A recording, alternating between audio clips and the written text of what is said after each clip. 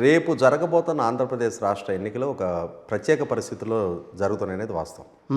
రాజకీయ పక్షాలకి నవ్వారు నెవరనే పరిస్థితి. అంటే అధికారంలో ఉన్న జగన్మోహన్ రెడ్డి గారికి, అధికారంలో ఉన్న వైసీపీ పార్టీకి, ప్రధాన ప్రతిపక్షంగా ఉన్న తెలుగుదేశం పార్టీకి, తెలుగుదేశం పార్టీతో అలయన్స్ పార్ట్నర్గా ఉన్న జనసేన పార్టీకి కూడా, ఆ పార్టీలకి ఆయా నాయకులకు కూడా 100% పాళ్ళు ఇది నవ్వారు నెవరనే పరిస్థితి. అదే సందర్భంలో 5 కోట్ల మంది ఆంధ్రప్రదేశ్ ప్రజల భవిష్యత్తు నిర్ధారించే ఎన్నికలు, రేపు జరగబోయే ఎన్నికలు కూడా. తెలుగుదేశం పార్టీ ఆవిర్భావం తర్వాత జరగబోతున్న, తెలుగుదేశం పార్టీ ఎదుర్కోబోతున్న 10 అసెంబ్లీ ఎన్నికలు, రేపు జరగబోతున్న ఎన్నికలు. అదే ఆవిర్భావం తర్వాత తెలుగుదేశం పార్టీ ఎదుర్కొంటున్న 10 అసెంబ్లీ ఎన్నికలు పార్టీ చరిత్రలో 1983, 85, 89, 94, 99, 2004, 2019, రేపు జరగబోయే 2024 10 అసెంబ్లీ ఎన్నికలు. నేను ఎందుకు నవ్వారు అంటున్నాను అని అంటే, ఒక రకంగా రాజకీయ పక్షాలే కాదు, రాష్ట్ర భవిష్యత్తు కూడా ఒక క్రాస్ రోడ్స్లో ఉంది. విభజన జరిగిన రాష్ట్రం, పూర్తిగా గ్రామీణ నేపథ్యం ఉన్న రాష్ట్రం, పెద్దగా అంటే ఒక రకంగా హైదరాబాదు, చెన్నై, బెంగళూరు లాంటి మహానగరాలు లేని రాష్ట్రం, పారిశ్రామికీకరణ పెద్దగా లేని రాష్ట్రం, విద్యా వైద్యం ఉపాధికి పక్క రాష్ట్రాల మీద ఆధారపడుతున్న రాష్ట్రం. ఇటువంటి పరిస్థితుల్లో కొత్తగా అడుగులు వేయటం మొదలుపెట్టిన రాష్ట్రం 2019 నాటికి ఒక రూపానికి సంతరించుకుంటున్న సందర్భంలో అధికార మార్పిడి జరిగింది. ఈ అధికార మార్పిడి జరిగే సందర్భంలో కూడా ఆనాడు ప్రతిపక్ష నాయకుడిగా ఉన్న జగన్మోహన్ రెడ్డి గారు వివిధ వర్గాల ప్రజలను లక్ష్యంగా చేసుకొని వారు ఆ రోజుల్లో చాలా వాగ్దానాలు చేయడం జరిగింది. యువతను లక్ష్యంగా చేసుకొని నాకు మెజార్టీ ఎంపీ స్థానాలు ఇవ్వండి, చంద్రబాబు నాయుడు గారు ప్రత్యేక హోదాని కేంద్ర ప్రభుత్వం దగ్గర తనకున్న వ్యక్తిగత బలహీనత కారణంగా తాకట్టు పెట్టేశారు, నాకు మెజార్టీ ఎంపీ స్థానాలు ఇచ్చిన పక్షంలో కేంద్రంలో అధికారంలో ఎవరున్నా వాళ్ళ మెడలోంచి నేను ప్రత్యేక హోదా సాధిస్తా, ప్రత్యేక హోదా కనుక మనం సాధించిన పక్షంలో మనం సిఏఏ కన్వెన్షన్స్ పెట్టిన అవసరం లేదు, దావోస్ పర్యటన చేయాల్సిన అవసరం లేదు, మనం ప్రత్యేక హోదా ద్వారా ఇచ్చే వెసులుబాట్లతోటి ప్రపంచవ్యాప్తంగా పెట్టుబడిదారులు ఆకర్షితులై మన దగ్గరకు వచ్చి పెట్టుబడులు పెట్టడానికి ఆస్కారం ఉంటుంది. 13 జిల్లాలని 13 హైదరాబాద్కి అభివృద్ధి చేస్తా, వలసలేని ఉపాధి కల్పిస్తా, మీకు జాబ్ క్యాలెండర్ రిలీజ్ చేస్తాను, మెగా డిఎస్సి కండక్ట్ చేస్తా అని చెప్పని ఒక రకంగా రాష్ట్ర యువతకి అరిచేతిలో వైకుంఠం చూపించారు ఆయన. ఆ చూపించిన పర్యవసానం డెఫినెట్గా యువత ఈయన మా యాస్పిరేషన్స్ని అడ్రస్ చేయగలిగిన నాయకుడు అని చెప్పని భావించి, ఆ భావన కలగటానికి కూడా ప్రధానంగా దోహదం చేసింది ఏంటి అంటే, చంద్రబాబు నాయుడు గారికి జగన్మోహన్ రెడ్డి గారికి మధ్య ఉన్న 22 సంవత్సరాల వయసు అంతరం. చంద్రబాబు నాయుడు గారి కన్నా కూడా జగన్మోహన్ రెడ్డి గారిని మా ప్రతినిధి అని చెప్పని యువత ఫీల్ అయ్యారు, మా జనరేషన్కి దగ్గరగా ఉన్న నాయకుడు ఈయన అని చెప్పని భావించారు. ఆ పరిస్థితుల్ని ఎక్స్ప్లాయిట్ చేసుకున్న జగన్మోహన్ రెడ్డి గారు, నేను యువతరం ప్రతినిధిని, కొత్త జనరేషన్ నాయకుడిని, మీ సమస్యల్ని, మీ ఆస్పిరేషన్స్ నేను అడ్రస్ చేయగలుగుతా అని చెప్పని ఒక నమ్మకం కలిగించారు. ఆ కలిగించిన పర్యవసానం ప్రధానంగా కులాలకు అతీతంగా, ప్రాంతాలకు అతీతంగా రాష్ట్ర వ్యాప్తంగా ఉన్న యువత మొత్తం జగన్మోహన్ రెడ్డి గారి వెనక ర్యాలీ అయ్యారు. ఆ తర్వాత ఇంకో ప్రధాన వర్గం మహిళలు. మద్యపానం వల్ల కుటుంబాలు ఆర్థికంగానూ ఆరోగ్యపరంగానూ చిన్నభిన్నం అవుతున్నాయి, నాకు ఒక అవకాశం ఇవ్వండి, 2024 ఎన్నికలు నేను ఎదుర్కోబోయే నాటికి రాష్ట్రంలో 5 స్టార్ హోటల్స్కి మాత్రమే మద్యం పరిమితం చేస్తా, దశలవారీగా మద్యాన్ని నిషేధిస్తా అని చెప్పని ఆయన చేసిన వాగ్దానాన్ని విశ్వసించిన మహిళలు ప్రధానంగా ఆయన వెనక ర్యాలీ అయ్యారు. ఇట్లా ఒక్కో వర్గాన్ని లక్ష్యంగా చేసుకొని ఆయన చేసిన వాగ్దానాల పర్యవసానం, ఆ ప్రచార ప్రలోభంతో ప్రధానంగా రాష్ట్రంలో ఉన్న 5 కోట్ల మంది ప్రజల్లో మెజార్టీ వర్గం ఆయన వెనక ర్యాలీ అయ్యారు. కాబట్టి ఆయన కూడా ఊహించినంతటి మెజార్టీతో ఆయనకు అధికారం దక్కింది. ఆ రోజు ప్రతిపక్ష నాయకుడు. ఇవాళ 2024 నాటికి ఆయన పాలకుడుగా 5 సంవత్సరాల టెన్యూర్ పూర్తయింది. ఆ రోజు చేసిన వాగ్దానాలు ఏ స్థాయిలో నెరవేర్చారు అనేది ఇవాళ ప్రజల్లో చాలా కీలకంగా చర్చ జరుగుతుంది. ఎందుకంటే ఆ రోజు ఆయన వాగ్దానాలు చేసిన అన్ని రాజకీయ పక్షాలు వాగ్దానాలు చేస్తాయి, కానీ ఆ రోజు ఈయన ఎంపిక చేసుకున్న వ్యూహకర్తలు, వీళ్ళ సోషల్ మీడియా, ఈయన తరపున పనిచేసిన చాలామంది ఆ రోజు వివిధ వర్గాలకు సంబంధించిన న్యూట్రల్గా ఉన్న జగన్మోహన్ రెడ్డి గారి మద్దతుదారులు చాలామంది కూడా జగన్మోహన్ రెడ్డి గారికి ఒక ట్యాగ్ లైన్ ఇచ్చేవాళ్ళు, జగన్మోహన్ రెడ్డి గారు మాట తప్పరు, మడమ తిప్పరు, ఆయన ఈరోజు ఒక వాగ్దానం చేశారంటే రేపు దాన్ని నెరవేర్చగలిగే చిత్తశుద్ధి ప్రదర్శిస్తారు అని చెప్పని ఆయన తరపున అన్ని రకాల వర్గాల ప్రజలు, అన్ని రకాల వర్గాల ప్రచారాల పర్యవసానం ప్రజలు ఆయన మాటలు విశ్వసించారు. అంతిమంగా అధికారం దక్కింది. వాళ్ళు ఒకసారి వెనక్కి తిరిగి చూసుకుంటే 5 సంవత్సరాల తర్వాత అదే యువత జగన్మోహన్ రెడ్డి గారి వాగ్దానాలు ఏ స్థాయిలో నెరవేరినాయి అని చెప్పని వాళ్ళు ఎసర్టైన్ చేసుకుంటూ ఉన్నారు. ఆయన ప్రత్యేక హోదా సాధన ఏ స్థాయిలో ఉంది, పారిశ్రామిక పెట్టుబడులు ఏ స్థాయిలో ఉన్నాయి, 13 జిల్లాలని 13 హైదరాబాద్లుగా అభివృద్ధి చేయగలగటం ఎంత స్థాయిలో నెరవేరింది, జాబ్ క్యాలెండర్ రిలీజ్ ఎంతవరకు వచ్చింది, మెగా డిఎస్సి కండక్ట్ చేయటం ఏ స్థాయిలో నెరవేరింది, ఇవన్నీ వాళ్ళు చాలా వివరణాత్మకంగా చర్చనీయాంశంగా మారిన అంశాలు ఇవన్నీ కూడా. ఓకే. ఇటువంటి సందర్భంలో ఖచ్చితంగా యువత మళ్ళీ పునరాలోచనలో పడ్డది వాస్తవం. కాబట్టే నేను ఇందా చెప్పినట్టుగా క్రాస్ రోడ్స్లో ఉన్నారు అన్ని రాజకీయ పక్షాలు కూడా. ప్రతిపక్ష నాయకుడిగా వాగ్దానాలు చేయటం వేరు, పాలకుడిగా అమలుపరచడం వేరు. అదే సందర్భంలో 2019కి ముందు ప్రతిపక్ష నాయకుడిగా చంద్రబాబు నాయుడు గారు, ఆ రోజు ముఖ్యమంత్రి ఆయన, ఇవాళ రోల్స్ మారినాయి. 2019కి ముందు పాలకుడిగా ఉన్న చంద్రబాబు నాయుడు గారు ఇవాళ ప్రతిపక్ష నాయకుడిగా ఉన్నారు. ఆ రోజు ప్రతిపక్ష నాయకుడిగా ఉన్న జగన్మోహన్ రెడ్డి గారు ఇవాళ పాలకుడిగా ఉన్నారు. ఈ మారిన రోల్స్ నేపథ్యంలో ఆనాడు పాలకుడిగా ఉన్న చంద్రబాబు నాయుడు గారు ఆయన ఏం చేయగలిగారు, అంతకన్నా మెరుగ్గా ఏం చేస్తానని జగన్మోహన్ రెడ్డి గారు వాగ్దానం చేశారు. ఇవాళ పాలకుడిగా ఏ స్థాయిలో నెరవేర్చారు? కానీ 99% వాగ్దానాలు మేము అమలు పరిచామని చెప్తున్నారు కదా. అంటే ఇక్కడ జరుగుతున్నది మేనిఫెస్టోలో ఉన్నవన్నీ. ఇవాళ ఒక రాజకీయ నాయకుడు తన విస్తృత ప్రయాణంలో ఆయన 1000 కిలోమీటర్ల పాదయాత్ర చేశారు, కొన్ని వందల ఎన్నికల బహిరంగ సభల్లో పాల్గొన్నారు. ప్రజలు మేనిఫెస్టో చదివి ఓటు వేసే అంతటి పరిణతి వాళ్ళ మన గ్రామీణ ప్రజానికానికి కానీ చదువుకున్న వర్గాల్లో కూడా లేదు.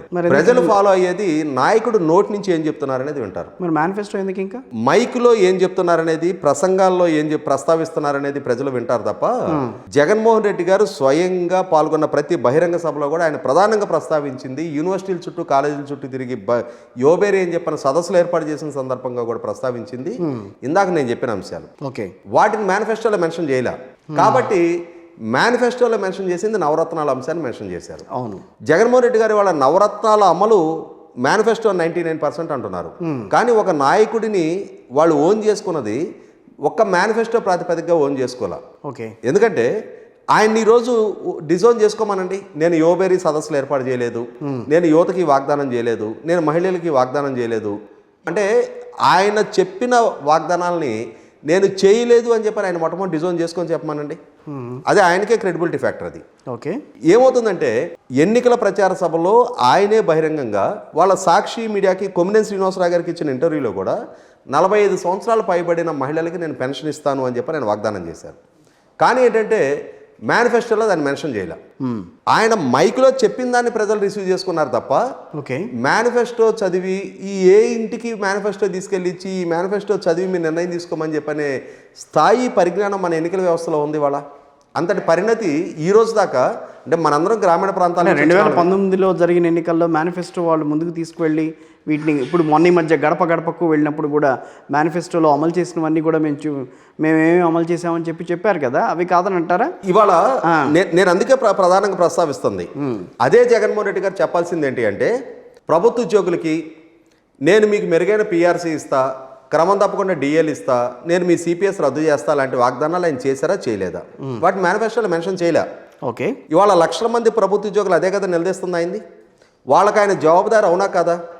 100కి 100 పాళ్ళు పాలకుడుగా ఆ రోజు ప్రతిపక్ష నాయకుడిగా ఆయన చేసిన వాగ్దానాన్ని నమ్మారు కాబట్టి లక్షల మంది ప్రభుత్వ ఉద్యోగులే కాదు వాళ్ళ కుటుంబ సభ్యులు, వాళ్ళ బంధువులు, స్నేహితులు కూడా, ఎందుకంటే చదువుకున్న వర్గాలు, ప్రజలతో నిత్యం మమేకంతో ఉండేవాళ్ళు, సమాజంలో చైతన్యం కలిగిన వర్గాలు, వాళ్ళు కూడా ప్రభావితులు అయ్యారు. కాబట్టి మనం ఉద్యోగ సంఘ నాయకుడు బండి శ్రీనివాస్ గారి ప్రెస్ స్టేట్మెంట్ కూడా చూసాం కదా, మేమందరం కుడి చేతితో ఎడం చేతితో ఓట్లేసి ప్రభుత్వాన్ని అధికారంలోకి తీసుకొచ్చుకున్నామని చెప్పని 100కి 100 పాళ్ళు ఉద్యోగులు సమాజంలో ప్రభావం చూపగలిగిన వర్గం.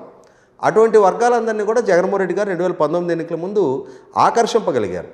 ఆయన మాటల ప్రభావంలో వాళ్ళందరూ ఆయన పట్ల విశ్వాసం కనపరిచారు. ఇట్లా మీకు ఏ ప్రాంతమైనా చూడండి, ప్రాంతాలకు అతీతంగా వర్గాలకు అతీతంగా జగన్మోహన్ రెడ్డి గారి మాటల పట్ల విశ్వాసం ప్రకటించారు. కాబట్టి మనం జగన్మోహన్ రెడ్డి గారి సొంత ప్రాంతం ఉంది రాయలసీమ, 52 స్థానాలు ఉంటే 49 స్థానాలు వాళ్ళ వైసీపీ పార్టీ కట్టపెట్టారు అని అంటే చంద్రబాబు నాయుడు గారు కూడా అదే ప్రాంతీయులు. అయినా సరే ఆయన్ని డిజోన్ చేసుకున్నారు. 3 స్థానాలు మాత్రమే తెలుగుదేశం పార్టీ కట్టపెట్టడం జరిగింది. చిత్తూరు జిల్లాలో ఒక్కొక్క చంద్రబాబు నాయుడు గారు, అనంతపురం జిల్లాలో పయ్యవల గారు, బాలకృష్ణ గారు, అంటే మొత్తం రాయలసీమ ప్రాంతానికి సంబంధించి 3 తెలుగుదేశం పార్టీకి అంటే స్థానాలు దక్కడం జరిగింది. అంటే ఇటువంటి సందర్భంలో అంతటి బలమైన నమ్మకం వ్యక్తం చేసిన రాయలసీమ ప్రాంతానికి ముఖ్యమంత్రిగా జగన్మోహన్ రెడ్డి గారు ఏం చేయగలిగారు అంటే తెలుగుదేశం ప్రభుత్వం నెలకొల్పిన సంస్థల కన్నా మెరుగైన పారిశ్రామికీకరణ పెంచగలిగారా? ఉపాధి కల్పన చేయగలిగారా? దాని పర్యవసానం మార్కెట్ పొటెన్షియాలిటీ పెరిగిందా? అక్కడ వెల్త్ జనరేషన్, ట్యాక్స్ రెవెన్యూస్, ప్రభుత్వ ఆదాయం పెరిగిందా? అక్కడ ప్రధానంగా ఉండే నీటి సమస్య ఇరిగేషన్ రంగాన్ని అడ్రస్ చేస్తూ జగన్మోహన్ రెడ్డి గారు బడ్జెట్లో ఎన్ని కేటాయింపులు చేశారు, ఏ స్థాయిలో ఎలకేషన్స్ చేశారు, ఏ స్థాయిలో ఖర్చు పెట్టారు, ఏ స్థాయిలో ఇవాళ ప్రాజెక్టుల పురోగతి ఉంది, ఇవన్నీ ప్రజల్లో చర్చనీయాంశంగా మారుతూ ఉన్నాయి. ఆయన సొంత జిల్లాలో సొంత నియోజకవర్గానికి సంబంధించి కూడా ఈ రోజుకి కూడా గండికోట రిజర్వాయర్లో నీళ్లు ఉన్నాయి, కానీ డిస్ట్రిబ్యూటరీ నెట్వర్క్ ఏర్పాటు చేయని పర్యవసానం ఇవాళ ఆయన సొంత నియోజకవర్గ పొలాలకు కూడా నీళ్లు బారిన పరిస్థితి కళ్ళ ముందు కనిపిస్తూ ఉంది. ఇవన్నీ ప్రజల్లో చర్చనీయాంశంగా మారుతారు. వెలుగొండ ప్రాజెక్టు పూర్తి చేస్తా అన్నారు, చేసి చూపిస్తామని చెప్తున్నారు కదా, చేశారు కదా అది. దానికి అంటే మన కొంచెం కిందకి వస్తే అంటే ఎట్లా ఉంటుంది అంటే వెలుగొండ ప్రాజెక్టు పూర్తి చేయకుండా నేను ఓట్లు అడగను అని చెప్పారు. అవును, వెలుగొండ ప్రాజెక్టు పూర్తి చేయటం వేరు, ప్రాజెక్టు ఫలాలు రైతులకు అందటం వేరు. నేను ఇందాక చెప్పింది అదే. గండికోట రిజర్వాయరు చంద్రబాబు నాయుడు గారి హయాంలో పూర్తయింది, ఆ ప్రాజెక్టుకి నీళ్లు తరలింపబడి 5 సంవత్సరాల జగన్మోహన్ రెడ్డి గారి పరిపాలన హయాంలో ఆ ప్రాజెక్టు ఫలాలు మొట్టమొదటిగా దక్కేది జగన్మోహన్ రెడ్డి గారి సొంత నియోజకవర్గానికి. డిస్ట్రిబ్యూటరీ నెట్వర్క్ కూడా ఎందుకు ఏర్పాటు చేయలేదు? ఓకే, ఇవాళ చంద్రబాబు నాయుడు గారి ప్రభుత్వ హయాంలో అదే రాయలసీమ ప్రాంతంలో అక్కడున్న కొద్దిపాటి నీటి వనరులను సద్వినియోగపరచుకోవాలి, అక్కడ హార్టికల్చర్ అభివృద్ధి చెందాలి, అక్కడ రైతాంగ ఆర్థిక స్థితిగతులు మెరుగుపడాలి అని చెప్పని 90% సబ్సిడీతో అక్కడ డ్రిప్ పరికరాలు ఇవ్వడం జరిగింది.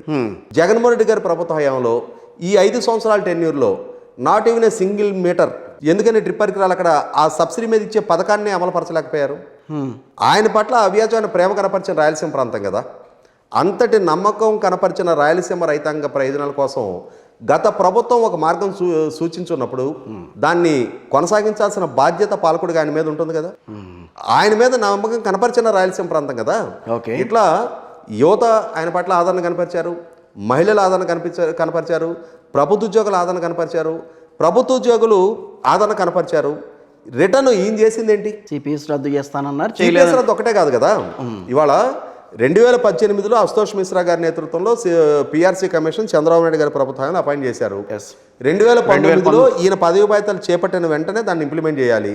ఎప్పుడు దాన్ని ఎగ్జిక్యూషన్లోకి తీసుకొచ్చారు?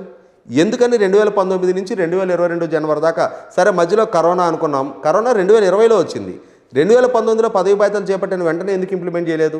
ఓకే, 2018లో 2 డిఎల్ ఆ రోజు చంద్రబాబు నాయుడు గారి ప్రభుత్వంలో పెండింగ్ ఉన్నాయి, దాన్ని సాగా చూపించి అన్నా మీకు క్రమం తప్పకుండా డిఎల్ ఇస్తానని చెప్పారు. ఎందుకని ఆ 2 డిఎల్తో పాటు 2019లో ఇవ్వాల్సిన డిఎల్ కూడా 2019లో పదవి బాధ్యతలు చేపట్టగానే ఎందుకు క్లియర్ 2022కి ఇచ్చారు? 2022కి 7 డిఎల్ పెండింగ్ ఉంటే రిలీజ్ చేస్తున్నాము అని చెప్పని జీవోలు ఇచ్చారు, కానీ ఈ రోజుకి వాళ్ళ అకౌంట్లో జమ అయినాయా? ఈ రోజుకి ఎరియర్స్ జమ అయినాయా? ప్రతి హెచ్ఆర్ఏ 4 డిఎల్ దాకా ఇచ్చేసారని చెప్పని అంటున్నారు కదా. ప్రతి హెచ్ఆర్ఏ స్లాబ్లోనూ ఈ రోజుకి 2% కోతపడి ఉంది. ఈ రోజుకి కూడా రిటైర్మెంట్ అమౌంట్ సెటిల్ కాని వాళ్ళు ఉన్నారు, జీపీఎఫ్ లోన్స్ అతిగతి లేదు, జిఎల్ఐ లోన్స్ అతిగతి లేదు, సరెండర్ లీవ్ ఎన్కాష్మెంట్ 2021 నవంబర్ నుంచి ఇప్పటి వరకు, అంటే మొన్న నవంబర్ 30కి 3 సంవత్సరాల సరెండర్ లీవ్ ఎన్కాష్మెంట్ ప్రతి ఉద్యోగికి పెండింగ్ ఉంది. పోలీసు ఉద్యోగులకి వారాంతపు సెలవులు ఇస్తాను అన్నారు, ఇప్పటి వరకు అది అతిగతి లేదు.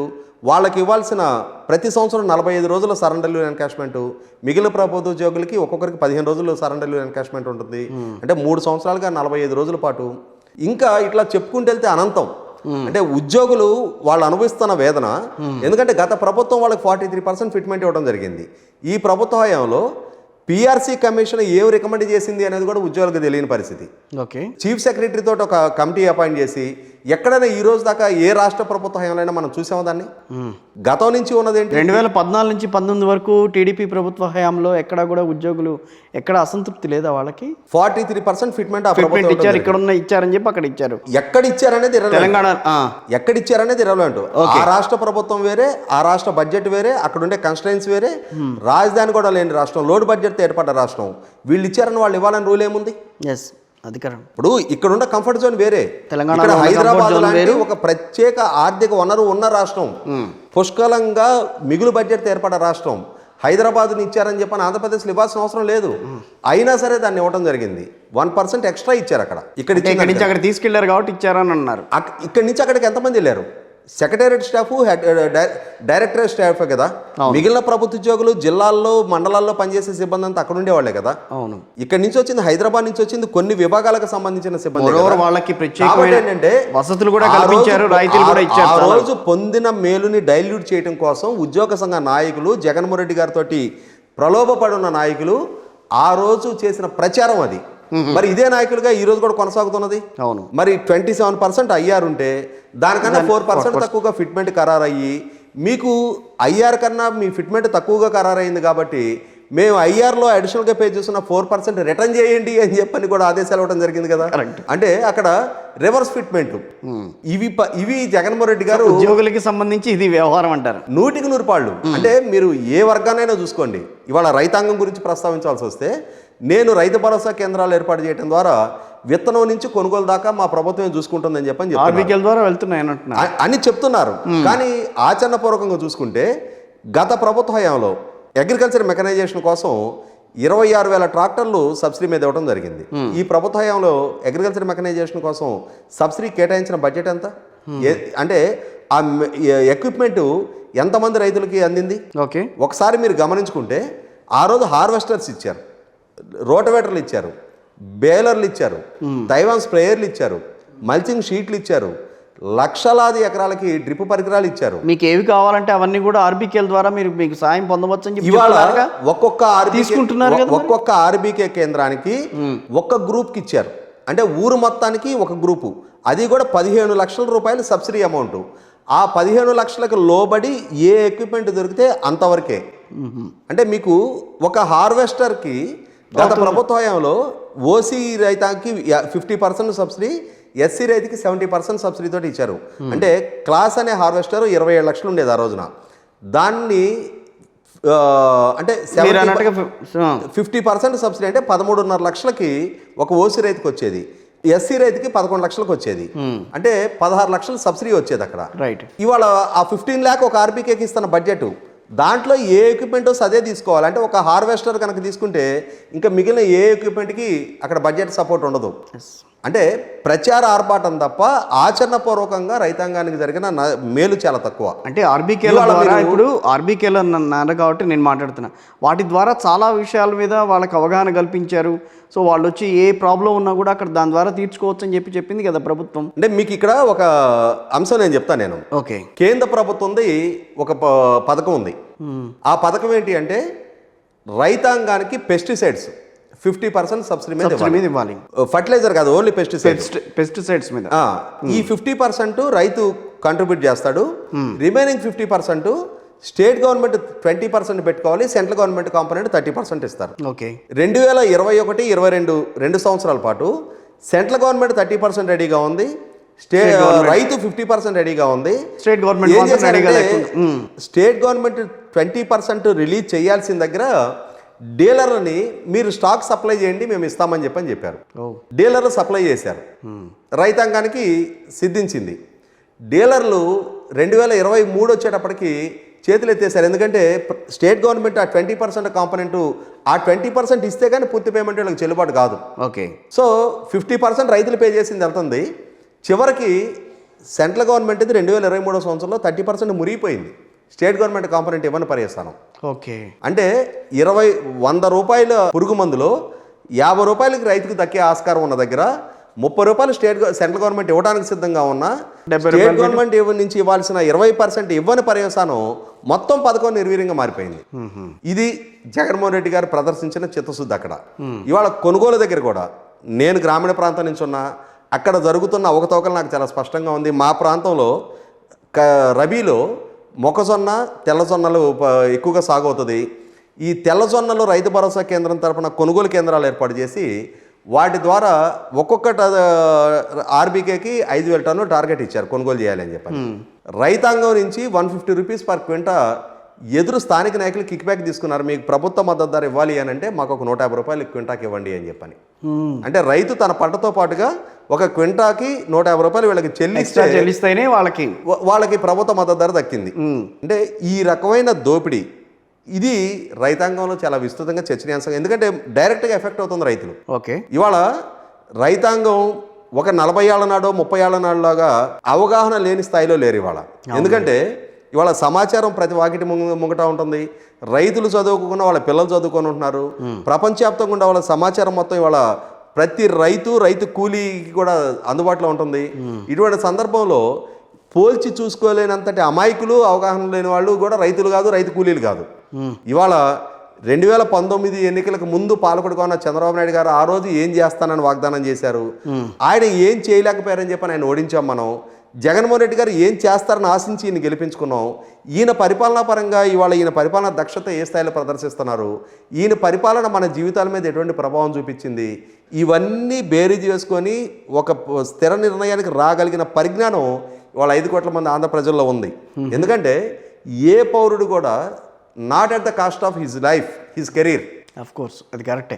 కానీ నేననేది ఏంటంటే గ్రాస్ రూట్ లెవెల్లో అంటే మీ గ్రామీణ ప్రాంతాల్లో కానీ ఏదైతే అక్కడ అనుకోవచ్చు, కానీ వాళ్ళు ఎలా ఉన్నారు, వాళ్ళకి అందిన పథకాలు ఏంటనే విషయం మీద వాళ్ళకి కొంత అవగాహన ఉండొచ్చు. కానీ middle class people, higher middle class people వాళ్ళకు ఒక అవగాహన ఉంది. జగన్మోహన్ రెడ్డి గారి హయాంలో రాష్ట్రం బాగుపడిందా, లేకపోతే చంద్రబాబు నాయుడు గారి హయాంలో రాష్ట్రం బాగుపడిందా అన్న బేరీజ్ వేసుకుంటే సో ఎటు తేల్చుకోలేని పరిస్థితిలో ఉన్నారని అంటున్నారు. ఇక్కడ ఒక విషయం గమనించాలి. తటస్థ వైఖరితో ఉన్న కొంతమంది ఇక్కడ వాళ్ళు కూడా ఎటు తేల్చుకోలేకుండా ఉన్నారు. వాళ్ళు కాదు వీళ్ళు కాదు, ఇద్దరు రాష్ట్రాన్ని నాశనం చేశారన్న మాటలు కూడా చాలా మందిలో కనిపిస్తోంది. ఇక్కడ ఒక విషయం గమనించుకుంటే మనం, నేను మొదట్లోనే ప్రస్తావించినట్టుగా కొత్త రాష్ట్రం, కొత్త ప్రయత్నంతో మొదలైన ప్రభుత్వం. అవును, అన్ని కొత్తగా మొదలైన అంటే పాలన ఎక్కడ చేయాలి అనే దగ్గర నుంచి, ఆ నిర్ణయం తీసుకోవడం దగ్గర నుంచి, ఎక్కడ కూర్చోవాలి, ఎక్కడ నిర్ణయాలు తీసుకోవాలి, ఎక్కడ చర్చించాలి అనేది కూడా ప్రతిదీ కొత్తగానే అడుగులేస్తూ మొదలుపెట్టిన ప్రయాణం. ఎందుకు ఆల్రెడీ ఎక్స్పీరియన్స్డ్ కదా ఆయన. నేను అనేది ఎక్కడ కూర్చోవాలి అనేది ఏమీ వేదిక లేని ప్రాంతం కదా ఆ రోజు. అలాంటప్పుడు హైదరాబాద్లోనే ఉండిపోవచ్చు కదా, అక్కడికి ఎందుకు వెళ్తాం? హైదరాబాద్లో శాశ్వతంగా ఇక్కడ ఉండి రాష్ట్రం అక్కడ, ప్రజలు అక్కడ, ఇక్కడ ట్యాక్సెస్ ఎందుకు పే చేయాలి వీళ్ళకి? అంటే దానికి ఇచ్చారు కదండి. ఇప్పుడు ఆంధ్రప్రదేశ్కి ఎంత వస్తుంది అమౌంట్, తెలంగాణకి ఎంత వస్తుంది లేదు, దాంట్లో లేదా? ఆర్టికల్ 6 అదే, సెక్షన్ 6 కింద అదే చెప్పారు కదా. హైదరాబాద్ లో స్థిర నివాసం ఉండి హైదరాబాద్ లో ట్యాక్స్ సబ్మిషన్స్ జరిగితే అది హైదరాబాద్ రెవెన్యూనే తప్ప ఆంధ్రప్రదేశ్ రెవెన్యూ కాదు. మీకు ఉమ్మడి రాజధానిలో రెవెన్యూ షేరింగ్ లేదు. ఓకే, ఉండటానికి ఆస్కారం ఉంది తప్ప రెవెన్యూ షేరింగ్ ఆస్కారం లేదు ఉమ్మడి రాజధానిలో. కాబట్టి ఇవాళ వేల మంది ప్రభుత్వ ఉద్యోగులు ఉన్నారు, ఏ రోజుకైనా అక్కడికి వెళ్ళి నిలబడక తప్పదు. కాబట్టి కొద్ది రోజులు ఇబ్బందులు ఎదురైనా సరే మన ప్రస్థానాన్ని మొదలు పెట్టుకోగలమనే ఆత్మవిశ్వాసంతో అడుగేశారు, దాన్ని సాధ్యం చేసుకున్నారు. ఆ చేసుకున్న సందర్భంలో నేను ఇందాక మీరు మధ్యతరగతి, ఎగువ మధ్యతరగతుల గురించి ప్రస్తావించారు కాబట్టి చెప్తున్నా. చంద్రబాబు నాయుడు గారు 5 సంవత్సరాల టెన్యూర్లో not even a single time ఒక్కసారి కూడా కరెంటు ఛార్జీలు పెరగల. జగన్మోహన్ రెడ్డి గారి ప్రభుత్వ హయాంలో ఇప్పటికి 8 సార్లు కరెంటు ఛార్జీలు కానీ ట్రూ అప్ ఛార్జీలు కానీ పెరిగినాయి. స్లాబ్ ఆర్డర్లు కుదించబడినాయి. అంటే 50 యూనిట్లతోటి మొదలయ్యే స్లాబ్ ఆర్డర్ 30 యూనిట్లకి, అంటే 50 యూనిట్ల వరకు ఉండే స్లాబ్ని, మినిమం స్లాబ్ని 30 యూనిట్స్కి కుదించడం జరిగింది. అంటే 50 యూనిట్లకి పరిమితం అయి ఉండేది ఏ కేటగిరీ? మధ్యతరగతి వాళ్ళు కూడా కాదు, చాలా అల్పాదాయ వర్గాల వాళ్ళే. ఒక బల్బు, ఒక ఫ్యాన్తో ఉండే వాళ్ళకి మాత్రమే 50 యూనిట్ల పరిమితిలోకి ఉండగలుగుతారు. అవును, వాళ్ళని కూడా 30 యూనిట్లకు కుదించారు అని అంటే ఎవరు టార్గెట్ చేశారు జగన్మోహన్ రెడ్డి గారు? ఓకే, ఏ స్థాయిలో ప్రజలు ఎఫెక్ట్ అయ్యారు? 8 సార్లు కరెంటు ఛార్జీలు పెంచడం జరిగింది. ఇవాళ రోడ్ ఇన్ఫ్రాస్ట్రక్చర్ చూసుకున్నా సరే, అన్నిటికన్నా ముఖ్యంగా ఈరోజు రైతాంగ పరంగా చూసుకుంటే మనం నేషనల్ క్రైమ్ బ్యూరో రికార్డు ఒకసారి మనం వెరిఫై చేసుకుంటే 3వ స్థానంలో రైతు ఆత్మహత్యల్లో ఉన్నాం మనం. కౌలు రైతుల ఆత్మహత్యలో 2వ స్థానంలో ఉన్నాం. మహిళల గౌరవానికి భంగం కలుగుతున్న కేసుల్లో దేశంలో మొదటి స్థానంలో నిలబడ్డాం. ఇవాళ ఉమెన్ ట్రాఫికింగ్ పరంగా చూసుకుంటే 2 లక్షల మంది వాళ్ళ వ్యభిచార కోపంలో మగ్గుతూ ఉన్నారు. దానికి ఎక్కడ ఆనవాళ్ళు కనిపించలేదులేండి. మీరు మన రికార్డ్స్ మనం మాట్లాడుకోవడమే కానీ నిజంగా అక్కడ జరిగిందా లేదా అన్న విషయం మాత్రం ఎవరు చెప్పలేదు. నేను చెప్తున్నది వ్యభిచార కోపంలో మగ్గుతున్నారు అన్నా. నేను మిస్సింగ్ అంటున్నా 2 లక్షల మంది, 31,000 మంది మిస్ అయ్యారు అని చెప్పని పార్లమెంట్ వేదికగా కేంద్ర ప్రభుత్వం స్పష్టం చేసింది. తర్వాత చెప్పింది కదా, దాని గురించి వివరణ కూడా ఇచ్చింది కదా. డీజీపీ గారు స్వయంగా మీడియాలోకి వచ్చి పార్లమెంట్, అంటే అంతకుముందు పవన్ కళ్యాణ్ గారు ప్రస్తావించిన రోజు డిఫర్ అయిన రాష్ట్ర ప్రభుత్వం పార్లమెంట్లో ప్రస్తావన వచ్చిన తర్వాత కసిరెడ్డి రాజేంద్రనాథ్ రెడ్డి గారు స్వయంగా ప్రెస్ మీట్ పెట్టి 31,000 మిస్సింగ్ కేసులు నమోదైంది వాస్తవమే, అందులో 22,000 మేము పరిష్కరించాము అని చెప్పారు. జరగలేదని ముందు జరగలేదన్నాళ్ళు ఎప్పుడైతే కేంద్ర ప్రభుత్వం స్టాటిస్టిక్స్ పార్లమెంట్లో మెన్షన్ చేసిందో మేము పరిష్కరించాము అంటే ఇష్యూస్ జరిగింది వాస్తవమే కదా. అందులో 9,150 కేసులు మైనర్ బాలికలకు సంబంధించినవి. ఓకే, ఇవాళ మహిళల మీద అత్యాచారాల పరంగా చూసుకున్నా కూడా 18 సంవత్సరాల లోపు మైనర్ బాలికల మీద జరుగుతున్న అత్యాచారాల్లో దేశంలో మొదటి స్థానంలో నిలబడ్డాం మనం. అంటే ఇది అవమానకరమైన నెంబర్స్ ఇవన్నీ కూడా. ఇటువంటి పరిస్థితుల్లో ఒకరోజు విశాఖ అరకు వ్యాలీ నుంచి మనం అరకు కాఫీని ప్రపంచవ్యాప్తంగా బ్రాండింగ్ చేసుకోగలిగితే ఇవాళ అరకు గంజాయిని దేశవ్యాప్తంగా బ్రాండింగ్ చేసుకుంటున్నాం. 100% ప్రభుత్వ వైఫల్యం కొట్టొచ్చండి కనిపిస్తుంది. మీరు అనంతపూర్ జిల్లా నుంచి శ్రీకాకుళం జిల్లా వరకు ఏ వర్గాన్ని ఏ ప్రాంతాన్ని చూసుకున్నా కూడా జగన్మోహన్ రెడ్డి గారు 2019కి ముందు కల్పించిన ఆశలు, ప్రజలు ఆయన మీద పెట్టుకున్న నమ్మకం, ఆయన వెనక ర్యాలీ అయిన తీరు, ఇవాళ పాలకుడుగా ఆయన పరిపాలనా దక్షత పరంగా చూసుకున్నప్పుడు ఆయన ఏం చెప్తున్నారు? నేను 2,40,000 కోట్ల రూపాయలు డీబీటీ ద్వారా ప్రజలకు సంక్షేమ పథకాలు చేర్చాను అంటున్నారు.